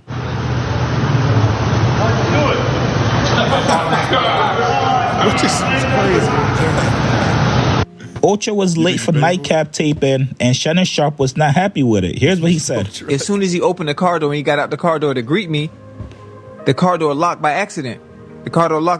So I would have been on time, but the fact that we had to wait for the tow truck and them to bring the Slim Jim was the reason for my delay in getting to the hotel a little late. But I'm here now. Let me ask you a question. So when you go to ESPN, you have people pick you up from the airport? Yeah. No, you don't. When you do inside the NFL, you have people pick you up from the airport? Yeah, at the beginning, yeah. No, you don't. So I just try to figure out why with your show would you choose to take that route when you don't take that route for ESPN and inside the NFL? I wasn't lying. I'm dead serious. When I fly into Philly, I have somebody pick me up from Philly. When I fly into New York, I have somebody pick me up from New York. I'm serious. That ain't what they told me. I just talked to ESPN. Hold on, listen to me now. It's documented. It's documented. I'm just telling you. But all you have to do is just search my tweets. I've been doing it the past 15 years. I always do this. I'm not saying that. Yes, sir. Talk to me now. Ocho. Right. Again. Ocho, this is part of your show. Right. Why would you be late? Why would you run the risk of being late? Well, I didn't want to be late. I just told you what happened. I would have been on time. But due to unfortunate circumstances of him locking the keys in his car, which I documented, I was just a little late. Why don't you, Ocho? Why don't you just have the people that you're working for just have them to book your car service? I don't like car service. It's okay. I don't like how them people they be mean and they be bougie. I don't like, they be in suits and ties and shit. That don't make me comfortable. That don't make me comfortable. What makes me comfortable is like being able to sit down and talk Wait, you want to be comfortable or you want to be professional? No, I don't want to be. No, I want to be comfortable. I want to talk to people that I can relate to. Okay. Yeah. I'm just there. But see, here's the thing, Ocho. You say you want to be professional, you want to do ESPN, you want to do all these professional things, but you want to take a bootleg ride. No. I want to remain my authentic self the same way I always been and do those things. Is that okay? Okay. No. Okay. Let me know how that work out for you. Colorado lost in the. Now that's what I'm talking about right there. And then there was that's why niggas ain't getting $80+ million deals. And then there's another part where Ocho was just like, "Well, hey man, we got two different ways of doing things, man. You got your way, I got mine." But then when somebody get a deal for $100 million, they gonna be like, "How come we not getting them deals?" Yeah, they're dealing with this type of shit. Dealing with this shit. That's what happens. That's true. Ocho he does kind of seem like the nigga that's good at shifting blame. Like nothing is ever my fault. Yeah, baby, it was the way to. It due to us unfortunate circumstances. I was like, yeah, this nigga is crazy, and I'm documented it. And just describing like it's documented, huh? Yeah, I definitely get what Shannon was saying. It's like, man, at this level, you're supposed to be professional. You feel me? Like, because you wouldn't do that for ESPN. Like, yeah, he was probably in the car. ESPN wouldn't allow it because they already have the car there. He was in the car with that nigga like, yo, where you going? Like, nowhere important, man. I'm just about to go talk to this silly and basically, that was Shannon's way of saying, like, what do you do with them white people? Pretty you don't much. do them white people like That's that. all he was asking. You ain't late when them white people call you. That's a whole fact. But you late to your shit. Yeah. You late with me. And realistically, you could have just called an Uber after that even. Like, you didn't have to wait for the tow could have truck just to ride. Yeah, there's you a lot did of things not- you could have done to because still that make it. didn't work out. It should have triggered. It should, the Uber. yeah, it should have triggered. then Like, hey, yo, I got Yeah, somewhere like, to why be. was Ocho scratching his head like, oh shit, what we gonna do? Right. And Ocho's old enough to know, like, if you want something done right, just do it yourself. Yeah. Like, granted, he could have locked his cars in his own. No. his keys This is in a his own random car. fan that came to pick him up. Yeah. I know. So it's like yeah. he should have just like did it on his own. Called an Uber. Oh, called, yeah. I don't know, a side chick he has in the city or something, whatever. And then being a little late, I can understand a nigga's anger and frustration because their show is live. Yeah. So like, it's real different from like we'll start late, but nigga, the premiere is scheduled for 7 o'clock Yeah. on a Tuesday. Yeah. I'm not there at 7 on the dot pressing that fucking button. That shit's Exactly. gonna go there whether we're there or not. It's automatic. So like being live is important as hell and being on time. And yeah, that shit was funny as fuck, man. I don't know. And anybody watched the full thing? Like, at what point in the pod did this take place? Was this the very beginning? I don't know. Probably. I'm about to say, what but you it think is the funny. energy was after that shit? Man? Yeah, you see, he spun right into the Colorado and whatever. But you know, but also, this nigga Shannon Sharpe is a busy nigga, bro. Yeah, that nigga's a busy, bro. He's busy, bro. Exactly. He got a lot of shit going on. He's Chad being broadcasting late- all day, Chad being late makes Shannon late for something. but probably bad. It bro. fucks up. It I'm fucks up his already- whole. I'm already getting 4 hours a night. Now I'm getting 3 hours and And a 15, half, maybe, 3.5. You like what, nigga? Like, yeah. When you're moving on them tight ass schedules, Yeah. this nigga's broadcasting damn near 24 hours a day. It seems Yeah. like, you know what I mean? Especially when you too rich to be doing shit this stupid. I don't Like, even have to do this. Why are you late? I don't have to do this. because you paid a random fan $500 to take you. I in, don't nigga. think nobody should be that real. Oh, getting rides and Wouldn't shit. you be worried about like getting set up? Like, do you think It is a pretty Do you risky. think he's riding with a crew with security? It's pretty and shit? risky. Like, make sure No. you got a minivan for my niggas and shit too. He probably has his location on to his daughter. But I think he has that aura So that's too. enough. I think he has that aura too. You know, like there's some celebrities who like have been out long enough. There's not a list of enemies that Ocho Yeah. said. Like Ocho doesn't have hate campaigns rallied after him online. Most of the time, it's funny that we're enjoying them. It's pretty much mostly positive because we enjoy that nigga. It's like Lil B. Lil B, he even still got attacked. But it's why J. Cole can bike in New York City. Right. And or even in Raleigh, he can go to Lifetime Fitness. It's like yeah, because he has that. He's the type of person where like if somebody gets buck with him, niggas is like, yo, what's up with you, nigga? You know, like, nah, man. You know what I mean? Yeah. Like, he's definitely safe from hate Yeah, crimes I think- and shit like that. But nobody's safe from getting robbed. Yeah, nobody's safe. He's Yeah. not safe from being rich amongst poor niggas. But he also is like brags about how he don't roll around with cash, Cuban zirconium, fake jewelry. Like he's that nigga still too though. Niggas will steal that fake Niggas, ass yeah, watch. niggas steal something. Niggas will from steal it him. because it's got Chad's sweat on it. It's better than a real watch now, nigga. Yeah. Well, also, I keep forgetting what I was about to say. I hope this show doesn't tragically end though. because of this. I hope this isn't the catalyst for something bad. You know what I mean? Yeah, and what I was gonna say was because a lot of people care about this show. Like I said, I don't watch full episodes. I'll watch clips or Instagram or whatever. But every time I see that they're live on YouTube, nigga, it'd be like 13,000 people in there. Yeah, and I'm like, what the fuck? Like niggas are locked into that show, and it's like Monday through Friday, bro. They be on there 10, 15, 20,000 sometimes. Like it'd be a lot of people really watching that show live. My view of that is low-key skewed now because of Kill Tony. Like sometimes I'll turn on YouTube and see like 130,000 niggas fucking disgusting. in one place. I'm like, where are these people at? Kill Tony had everybody's just sitting at home right now watching this. I'm so glad you said that. Kill Tony had 100. It was Matt Rife episode. Matt Rife, yeah. They had 150,000 people, at least from what I saw. Like I think it went up even higher after that. Yeah. But I was in there for a good 30 minutes. When it was 150,000 live viewers, because I just couldn't believe my eyes. I couldn't believe what I was seeing. It felt like you were sitting in the audience, right? Yeah, I was like, what the fuck? When it's that many people, you feel like this is crazy. Is it really 150,000 of us watching this bullshit? Because I'm like, in 30 minutes, I didn't even chuckle really. Like, I'm like, this shit sucks. Ain't no way 150,000 people are sitting here watching this shit. Yeah, you got to be patient to be like a real comedy fan, though. Yeah, no, I don't. No, you don't. Be a real comedy fan. Opie and Anthony gets cracking immediately. You're listening to the highlights that got clipped, though. No, I've watched the full episodes, too. Yeah, there's full episodes. Beginning of the show. You're also listening. That's scripted content. It's not scripted. That's radio. Radio isn't like planned and scripted?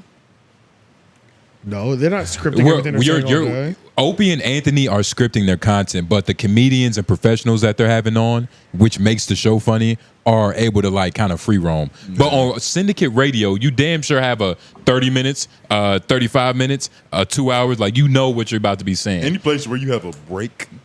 I'm saying that to the point. I'm saying that I know. I knew he was about to say. I know. I'm saying that to the point that you're judging. Nick, can you flick that shit? Can you get your point out without looking at me? Nah, my brother's in distress. I'm saying that because watching a live show that's happening live and like it's I don't know how else to describe it. Like it's a live show. So what you're seeing is literally what you're getting. Almost like if you go to a regular comedy show. You know what I'm saying? Like you're judging two different things based on two different standards. Nope. Kill Tony's trash. It's fucking trash. And I've watched multiple episodes. Even when there's 30,000 people in there, I'd be like, why are people here? I just don't get it. You don't like comedy. I do. I love comedy. I enjoy all I was listening to. You don't like comedy to the point where you can hear, like, you can laugh at somebody being bad. Yeah, what? Are you kidding me? I go to open mics for that specific reason. So you should love Kill Tony. I mean, and the thing with podcasts in general is that like trying to recommend your friend your favorite podcast, they could just hop onto an episode to where it's like, I don't really understand like the dynamic of what makes this great. It's not like a TV show to where it's like, yo, watch season 3, episode 4 of Everybody Hates Chris. Nigga, that's the craziest shit ever. We're not typically doing that with podcasts. Podcasts is one of them things to where it's like, it's served raw. It's literally served raw every time. You'll accept a little less from a podcast that you like because they're having an off week. But if you come in on an off week, you're like, what do these niggas do all the time? Sounds like I can't watch this. Sounds like Kill Tony has a lot of off weeks. Nah. This is a good show. It's not. It's a good show. I don't think so at all. What show do you like that other people like as much as Kill Tony? There's not that many people that like any shows as much as Kill Tony, honestly. Like, nigga, they had 150,000 people, and I couldn't believe That's what that. I'm saying. Like, what is that? For a reason. Nothing bad has that many views that go on. No. Nothing bad. Something bad. No, I don't believe that at all. Why? I don't believe that at all. Because I think there's like a special white demographic. There's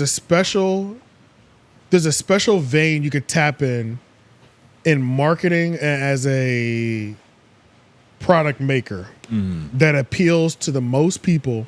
Yeah. In the actual skill, talent, or artistic view is not the highest, but to those people, they love it enough to where they'll financially buy into it. I think Taylor Swift has that. I think Kill Tony has that. Kevin Hart. Corey Holcomb got that shit. Nah, Kevin Hart.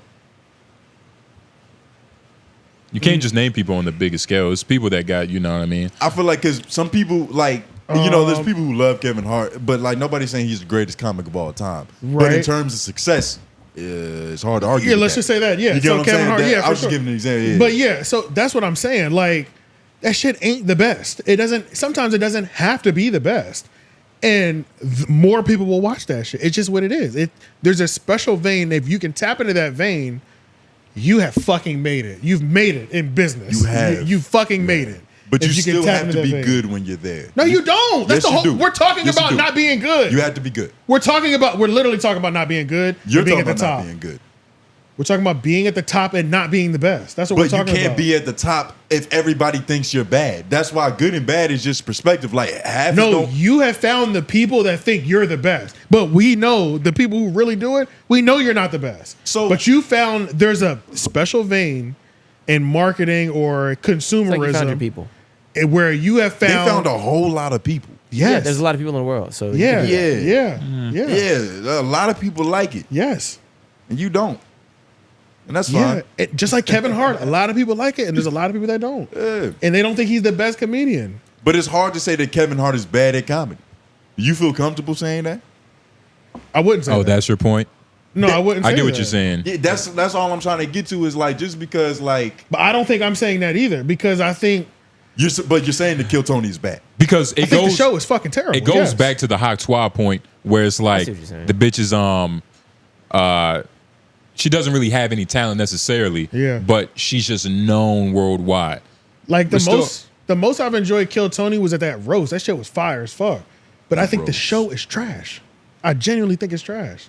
The most fun I've ever had watching that show was that Biden Trump episode. That shit was amazing. You didn't even earn the right to like that, nigga. I loved that episode, but it was because I was watching Shane Gillis and the other niggas. And that's the thing, right? Like, but outside of that, I'm like, this shit sucks. it has its moments. It has its moments. It's not enough for me to figure. I can't figure out why 150,000 people are there. Because it's not enough to justify, and I feel like you're really missing that it's a live comedy. I don't give a it's a fuck about live that. open mic. I don't care. I've been to a lot of live open mics. Not hosted No. by 3 comedians, or really 1. Those hosts ain't that best. 2. Their hosts ain't that funny. That's the issue. Like I said before, I think if they had other people there, I think that shit would be a funnier show. Yeah, like I don't when, think I don't think the host. when Dave Attell's there, like it's funny. When Mark Norman's funny, like that's why I'm saying it has its moments. I don't think this is just straight garbage. It's not straight garbage. It's impossible. I believe that. Obviously, it's not, but I think I can make that show better by switching the host out. The show would be fucking phenomenal after that. I think they're winning a lot off of first of the market of this style. I think you got to give which Tony host? Hinchcliffe more credit You for have to. what he's doing. I can give him credit in the other things that he does. I don't think Tony Hinchcliffe is funny at all on that show. Have you ever watched a full episode? Yes. You watched a full episode? A full episode. So do you I don't understand- think he's funny in that show, period. Well, okay, I'm But not I going think to he's argue. I think he's funny in other places that I've seen him though. Yeah, and I'm not going to Yeah. argue what you find funny because Yeah. there's no arguing that. Right, right. But like I do respect what he does on that show because keeping that together in the form, like you're trying to make an open mic into a live podcast. Like you don't know who's coming up on this stage and how good or bad they're about to be, but regardless of what they do, you have to make this shit make sense. We have club hosts in Raleigh that have been like doing club hosts, and they're the nigga that's on the microphone. They could do just as good a job as that. It's just about practice and repetition. That's all it is. Why? You don't believe that. Yeah, why I aren't do they believe doing that. it then? If it's that, if You they're don't believe that. good, where are they? Because they're focused on scamming and making more VIP booths in the club. They're starting a podcast. Don't believe that. It's not even true. That's hyperbole. That can't be true. Should have made this his own segment. I can't remember how we got here, but Yeah, it just happened Off the naturally. Shannon, Sharpe, and Ocho Cinco. They're usually live when we're recording, right? they are. I know it's late. It's definitely It's late, probably yeah. late, yeah. Lauren, just go pull it up just real quick. See what they have right now, just out of curiosity. Oh, see if they're live right now. Ocho might have got to the because they room usually late. are when even It do be late when they're out. not, yeah. not Nightcap Kill Tony, nigga. Oh, my fault. Oh, Nightcap is on. How many people were in there right now though? Yep. 23,000 people. Niggas be watching this show. Yeah. How dare you be late? That shit is crazy. Can you justify why 23,000 people are watching this? I can't. Okay, so you just a hater overall. Yeah, they're not live right now. Oh, 2 hours ago? Yeah. They be having some crazy. They be having some crazy live. I've never seen less than 30,000. Honestly, Yeah. I've never seen less than 30,000 live. Yeah. Kill Tony is good. I'm telling you. You just gotta. Well, it's not for you. You're not a. I think it's trash. Your sense of humor sucks. My sense of humor is fantastic. It's hard, man. It's hard, man. What they got to do is hard. They're working with nothing. Actually,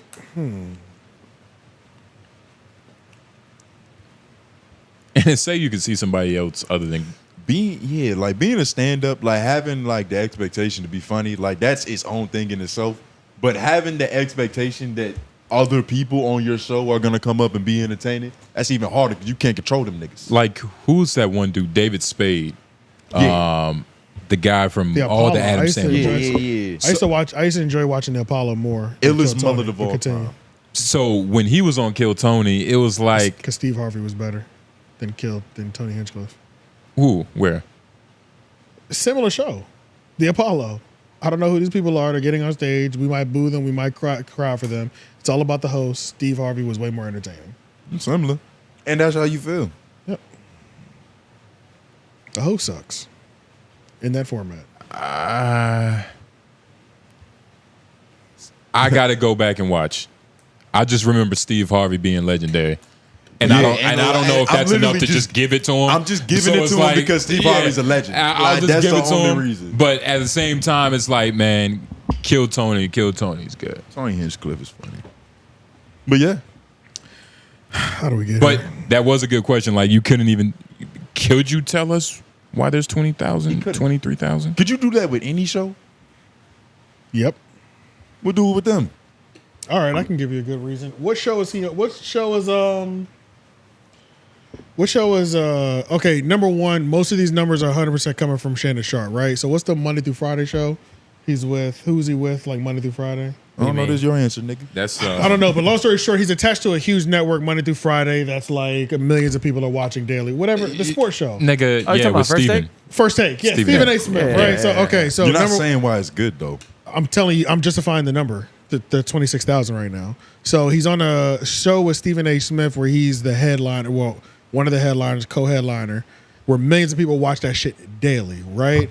Okay, that's number one. So he already has, normally when you're looking at like conversion rates, you're only looking at like 1%, 2% at the most. If he gets 1% of a million or whatever, he's already extremely close. Like, this nigga's up, you know what I'm saying? So he's got that. Plus, he also has Club 𝔓𝔦𝔑, which is the biggest podcast right now, like, in his like one-on-one interview thing. And then he has this show. Podcast right like now? the biggest, the biggest on the rise urban shit. This shit is crazy.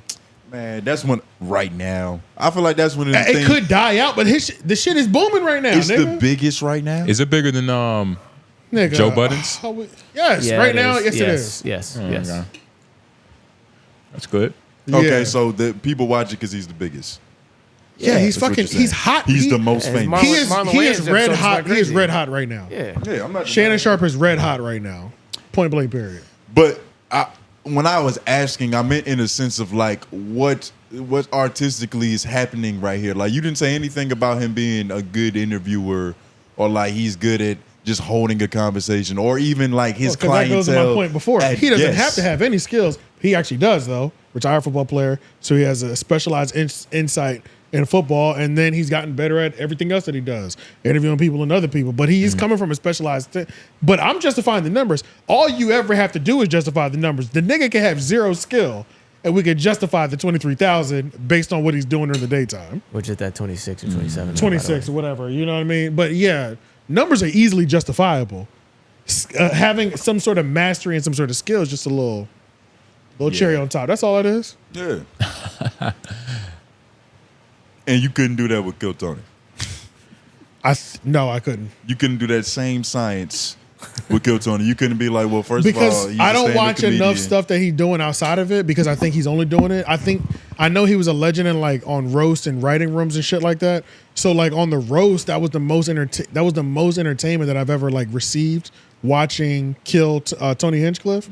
And then like I've heard other podcasts talk about like how legendary he is via the writing room and things of that nature, right? Yeah. So he's probably a legend there.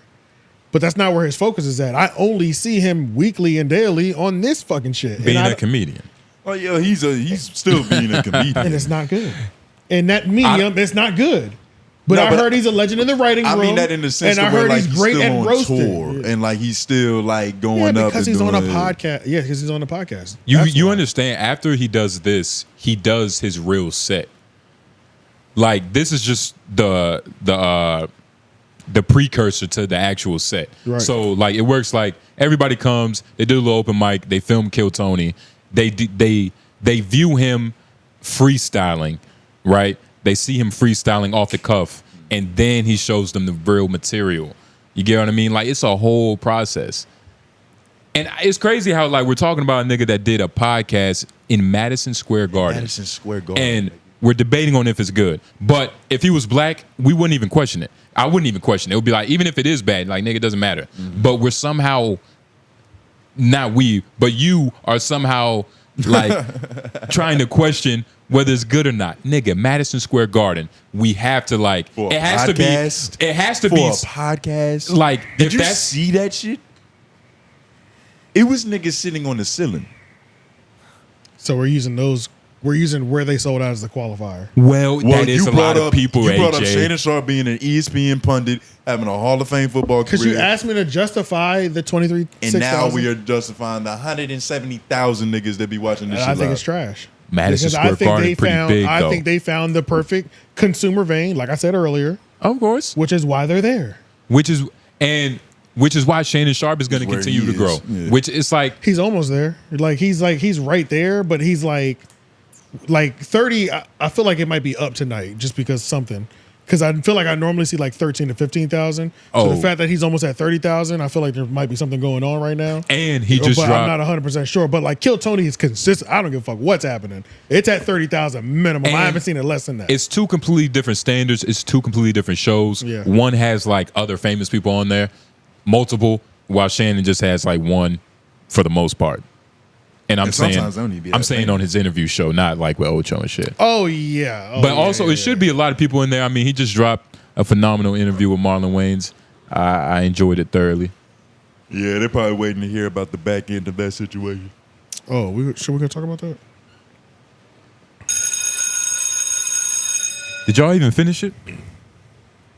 Excuse me. Got to introduce. All right. So Marlon Wayans and DJ Vlad, they had their little like back and forth thing, but of course he said no because Marlon charged Vlad 40,000 and 30% royalties for everything made off the interview. Vlad said, "Hell no, I will never do that." So Marlon took his business over to Club Shay Shay, and Did he get paid? did they ever talk about it? Ain't no way he paid. No, I don't think Shannon paid at all. Hell no. So it sounds like he took his pride. Yeah, I think that was the biggest thing because we never even talked about that. I didn't see no headlines about it, and I feel like that would have been a headline. It would have. Like Shannon Sharpe paid the 40K. Yeah, I don't If see Shannon Sharpe Shannon. was a real nigga, you would have had that shit on the briefcase waiting when they walked in. Right. That shit just would have Yeah. been on the table the whole pod. with the most fakest money ever. Yeah. So A piece of paper to say 13% back in. Yeah. I don't know. I think that was probably a better place to go anyway. Yeah. Overall, but I don't know. Would you want to say something about it? Yeah, nah, I was just wondering, like, if y'all watched it, if y'all finished it. I never even started it. I watched never clips. started it? I watched the clips. Yeah. I watched clips. All of the it. clips that I saw were like 4 minutes. Too. Word? I thought this is probably like one of his better interviews. Marlon Shannon isn't he's not a good interviewer. Right. But like Marlon Wayans he's just able to talk, convey his stories well. Yeah. And I just got a lot more respect for the Wayans family and just like their overall system. It really made me want to be like a better father to like my future kid. I'm like, yo, like this nigga could come out to be great or something. Like all I gotta do is love him a little bit. But nah, like it was a wonderful conversation just talking about like everything. Like I'm trying to remember how I felt about it. I felt like I had heard a lot of these stories. He's given some of these stories up on Breakfast Club. Yeah. So it's like I've heard some of them. I don't know. I just wasn't impressed on watching it anyway. I did kind of like. Oh, this is what I remember. I did kind of like hearing his perspective on being the little brother in that group. Yeah. Because like he was even talking about like his approach to doing comedy and stand up, and he was like, what am I gonna say? Because I've had 4 niggas before me tell like the stories from our childhood. Oh, you know yeah, what I mean? yeah, Like yeah. some of like the classic shit that you would, as a comedian, you probably expound upon that happened in your life. A lot of that IP is already gone. But he was like, you know, I just realized that like me, my take on the situation is different than everybody else's. So, you know, I have my voice. And he was basically, he literally started off that statement was like, I didn't do comedy in the beginning because I was scared. Yeah. Like that was his whole thing. And it's crazy, like, I just found a lot more respect for like him and his family. Getting and it the was already background of that Wayans family. enough. But even his brother Keenan, like the real legend, like nigga, like damn near the real brother. Like I didn't know how like influential he was to just like all black culture. Like, did you hear the story when they was talking about the Super Bowl halftime show? So apparently, The Michael Jackson shit. exactly, like they started that whole shit with the In Living Color. Like they had a little thing on Fox where they was gonna do a halftime show for the Super Bowl, but on Fox. So they did it, and everybody literally went to Fox to go watch that shit. The next year, the Super Bowl, they was like, nigga, we're getting Michael Jackson, so nobody goes to leave and fuck with Fox. Like, they just set a lot of precedents in the industry and shit. Yeah. But it doesn't look like you watch it, so it's like, nigga, you just hearing good shit. Who, him? Yeah. No, yeah, nah, I don't care. Who was the funniest out of them to y'all? Damon. For me too. Damon. Damon is always. And I'm actually watching My Wife and I don't Kids know. as my You know- background show right now. You know what was fucked up? That's a great one to be Oh about. yeah, that's a good background Yeah, show. Like that's everybody great is crazy. background. Yeah. That's my background I've show put that right in my now. rotation before. Is Is Bernie Mac show, Damon Major Pain? Yes. Yes. Yeah. Okay, yeah, My probably Wife and him. Kids. And Yeah. it's crazy because I was watching this interview with Marlon. I was like, let me go see his stand up. I've never seen it before. And I was watching it, and then like YouTube recommended Damon, and I was like, that looks a little funnier. I clicked it, and that shit was just, this nigga was incredible. No, I was like, he what the fuck? was that nigga. I He only literally- ever saw his Funniest, I think. funniest to me. But like The one. Mastermind, the one. Yeah. Keenan. Yeah. Keenan. He's But- the oldest too, right? So it's He's the kinda oldest, like, yeah, you know what I he's the mean? He had the oldest. most sense. But that's the beautiful thing. Like they're literally a family. So it's like really some family they shit. all like need each other and all And he also- important. And even the sisters. The sister. Who never gets any love. But she None of the be- sisters do. Even in the Apparently. Jacksons. Is it more than one sister? I think it's like 2 or 3. The Wayans family is It's big as a motherfucker. they was fucking. Yeah, they were. They But, were. They were. laughing and fucking. But They're the Jacksons of comedy. yeah, nah. But none of them went. punchlines None of them into went the crazy niggas. though. Literally. Yeah, because comedy, you know, it's a funner place to be, nigga. And it's just the Wayans family, like that's just Wayne's a legendary Wayne's family. family tree. I'm about to say, how deep is that tree? How many branches on that shit? That shit got roots. About to say, nigga. Enough to be the tree of life. Mm-hmm. They could probably repopulate the wherever they're at. The West Coast. Yeah. A I pe- also, and even watching this, it was cool, but kind of like I don't like people coming up to Shannon Sharpe's show trying to have their moment. I did sense that. Kim Wayans. You know what I mean? Trying to Kim have, Wayans is her trying to name. have. It's only one. It's 2 women. It's 2. Yeah. Kim and like Genevieve. Yeah. Shout out to them. Elvira. He had said both of those names, and he Elvira. held them in high regards, of course. Yeah. Kim is funny. She was in Joanna Man. She was one of the basketball players. Niggas don't remember, but she was also One in of The the Living broke Color. WNBA players. Yeah, she was the stud one. I would have to see her face to know that's like that Kim once Wayans. you see her, you will be like, oh shit, that is her. She was fucking hilarious though. But how do y'all feel about that? Because I think that like they low-key slutting out that seat that sits across from Shannon. Like everybody just goes there and it's like, this is my time to tell my To truth. really tell my and truth. it's like, I guess that's not the worst thing in the world, but because there was a I moment. feel like they're thinking about the reaction of this moment. They are. That's while it's happening, instead of just like when Cat Williams went up there, he wasn't thinking about this shit going viral. Yeah. The purity or whatever you want to call it, like Yeah. that it's gone. That's why The innocence. Tyrese is so annoying now. Cause it's like everywhere he's going, like he'll before he speaks, he'll be like, "Yo, this is about to be big. This is about to go viral." That shit is. I don't like that. ever Yeah, that say is that. annoying. That's like saying, like, "Nigga, I'm about to cook. Hold up." Like it's just Yeah. corny. I don't like that either. And I know exactly what you're talking specifically about. with the Marlon Wayans, like there was a point I forgot what he was talking about, No, he had told a story. I don't know. At the end of the story, he was like, he literally got up and was like, "Nigga, I am good. I need to breathe." I hated that I'm like, shit. I mean, I get the fucking bit and the act out. He whatever, does a but little it's- bit of that too much, and it's annoying. You know, so. But yeah, he was like, "Damn, nigga, I got stories." At nigga. the I same was like, time, okay, you know, you want Shannon. You know what I'm saying? You It's got- time you to gotta pop your show out. shit. Yeah, you feel me? That's the problem. Niggas pull time. up with that mindset. It's Marlon Wayans though. What that mean?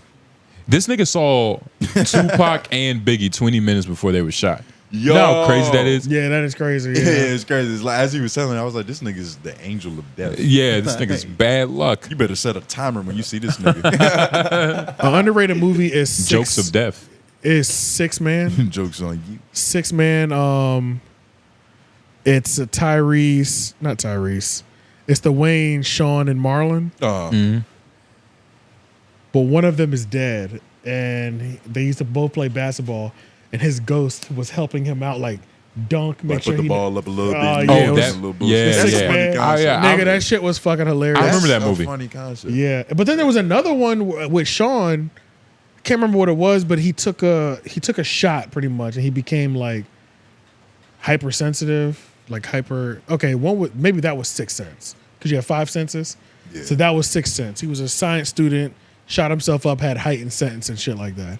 But then there was another one where there were twin brothers, basketball players died on some like Mike shit. It was fucking hilarious. Both of those are like classics. I fuck with them shits. Did you see the story of how they was talking about how they got white chicks? Or how that even happened? I've heard them say it before, but I didn't watch it. Yeah. I didn't rewatch the new one. You know, like like the updated version? yeah, I didn't hear what he said it, how he said it on. I'm Club lucky trying to shit. remember. I forgot it. It was a whole story. So basically, It was two they white did- girls in the magazine. Right? Yeah, I was about to say they was watching a white woman movie, but that's the story. But how it happened, they did Scary Movie 1. Okay. Obviously blew out the water. Right, Shitty crazy. deal, but it did good. Yeah. Did Scary Movie 2, same thing, better deal. Still, could have been better. Yeah. The third movie, they pitched it to him, Harvey Weinstein, right? Ended up going to him. Was like, hey, we want this deal. It's a little bit better, but hey, I think we deserve it. Harvey was like, whatever. Sorry, mark that. But Yeah. then he went to another studio, right? Pitched white chicks, but told Harvey that they were gonna shoot Scary Movie with them. So that's when Harvey was like, okay, you're gonna shoot it with them. So Harvey stole it, not knowing that they was really gonna shoot white chicks. You get what I'm saying? I told it a little bit wrong, but that's the premise. I got you. I And got so, you. They ran a nice finesse on 2 movies at the same time. major finesse. Yeah, and yeah. there was a specific, I should have got the timestamp, but it was Don't Be a Menace. They rewrote that script 28 times. 29. I did watch something that times. bit. Yeah, it was something crazy. Something crazy. Yeah. And their brother came in like God, low key.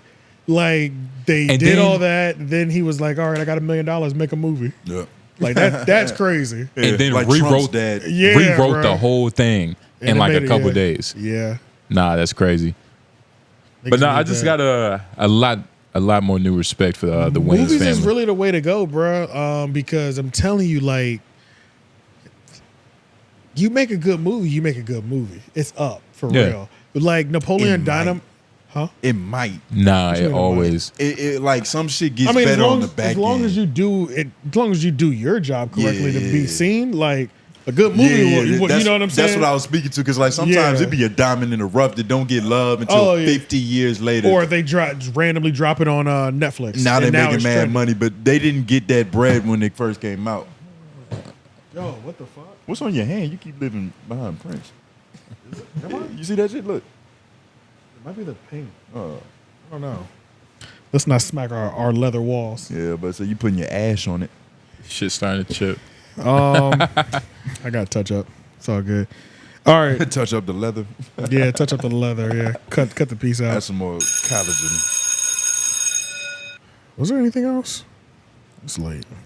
It's late. F Max blinking slow. What's going on? Earn Your Leisure. We should have talked about them. They fell off, but honestly, you know what? I did see them You have niggas. the same tone that the dude in that video had. They kind of, I fuck with that nigga. I fuck with him. Yeah. I fuck with him. Yeah, I started watching his videos. Yeah, nah. He's a cool guy. Yeah, he's pretty cool. I started following. Let me put this in here. His name is Echoes from Above. Yo. He's got a video called Earn Your Leisure, Grift Dries Up. And he's pretty much just saying how their YouTube channel is dead. Earn Your Leisure really is like, that shit is fucking done. Shit is like, done. Their YouTube channel is disgusting. You know what I'm saying? Like, in terms of like the views. And it's really Because they just have like a views million to something. subscriber ratio. It's really just bad marketing. Yeah, it's They were it's- marketing It's the refusal towards- to pivot from the content you're doing. Yeah. The just complete refusal. Well, Because I don't if you're even doing know, your man. job right, people should stop listening to you eventually. Like I made millions of dollars. Especially in that lane, financing. Yeah. I don't have to listen for 8 years to understand. It depends, though. I felt like they were making a lot of their marketing was towards like 40-year-olds and 50-year-olds. But you think they dying off now? When they should have been like trying to go for a younger crowd. I feel like they had a young crowd. That's why they did I don't think that whole money weekend thing. They ain't have no I young don't think it was crowd. that Mondays young. and shit? Finance is such like a That's such- specific category of content that you Nah, gotta. they had a young crowd. I feel like I used to watch a lot of finance videos when Yeah. I was in my 20s. For sure. They had a young crowd. I would have like these What are you, finance. what are you like, saying that off of though, Lauren? I would have these watching finance video kicks all throughout my 20s, and it would last for like 2 months, maybe That's a a problem. month. That's Some what shit the like problem that. is. It only lasts for so long. Yeah, yeah. You Anytime don't I've just been stay on in that wave. Even if you like, Yeah. if you're a real day trader, you probably aren't like. You're probably looking at niggas who like posting like, "Hey, make this exchange right here and do it at this time." Yeah. But Yeah. you're not watching Earn Your Leisure to find out how to make passive income. I never watched that shit anyway. I'm gonna just keep Earn it Your all the Leisure? way 100. I've Yeah, never me- seen that. I Earn Your never got Leisure. in. I never saw anything. I might have seen a clip. I Yeah. feel like if they've been in the Breakfast Club, I've seen that, but I don't know shit about They were these too niggas. boring, man. Like they couldn't. I tried don't it. know. I tried to. They were just too You trying to boring. get into it? Yeah, I tried to. I couldn't. And I watch love weird shit. I love when niggas be like, "You don't watch Earn Your Leisure?" It's like, Yeah. nigga, I don't know anybody that watches I that gave shit. it like you know what I mean? I gave Like- it, I tried the show and then I tried the Market Monday thing. I think I made it like 2 weeks. And the reason why I know finance could be cool to like talk about is because that motherfucker flew right underneath my glass. But there's this TikTok channel. This is TikTok profile. It's like a lawyer, and he'll be like, "Did you know if you got weed in the back of your car, you tell the cops to fuck off because they can't search it?" Like that. Did you Yeah. have you seen that nigga? No, I haven't, but I've seen But videos he's like that. he's a lawyer, and that's the Yeah. way he talks about like laws and shit. Yeah. And he makes it fun and cool. Yeah. These niggas never tried to do that. They're also, but you And also brought up like a short form content space, Yeah. and to like comparing it to a podcast. I know like, he's But saying, you- though. I get what- what you're saying though, but like in terms of being entertaining while it's happening. He never tried. They never tried to be They never entertaining at all. tried. Yeah. Yeah. It was. Bro, nigga so pure. nigga financing. Let me tell you how nigga financing goes. Like I watch Graham Stephan because he's actually teaching us something. Yeah. But he's entertaining too, though. And he's entertaining. Nigga financing is like this. Let me tell you how much this person made. What the fuck? Like, feel like that's all black finance is. Nah. This person made this. You could do it too. I'm gonna be honest. Like it's like I don't give a fuck how much they like what their deal was and things of that nature. It's like you're telling them, but it's all like nigga finance is always like sign up so I could teach you how to do something. I'd be scared they're gonna rob me. It depends though. Yeah, Like it's all fugazi. ironically, man. Fresh and Fit has a very good. They talk about finance very good. Myron, I don't watch that those shit. what was it called? The Money Talk Mondays. Make money Probably. Mondays. That sounds about right. Those Nice and videos. generic. I went back to watch like some of those videos. They don't do that no more on Rumble. It had been months. Oh, okay. But okay. when I did, I was like, yo, this was like some good shit. Some solid advice. It was some solid information. Solid information.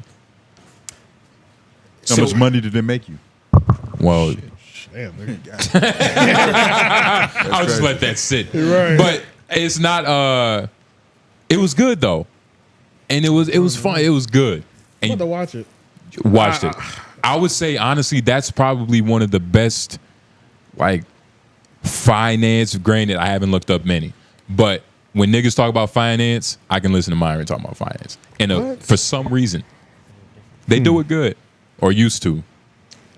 I'm really dunking on niggas this episode, but I don't give a fuck. I mean, it's whatever.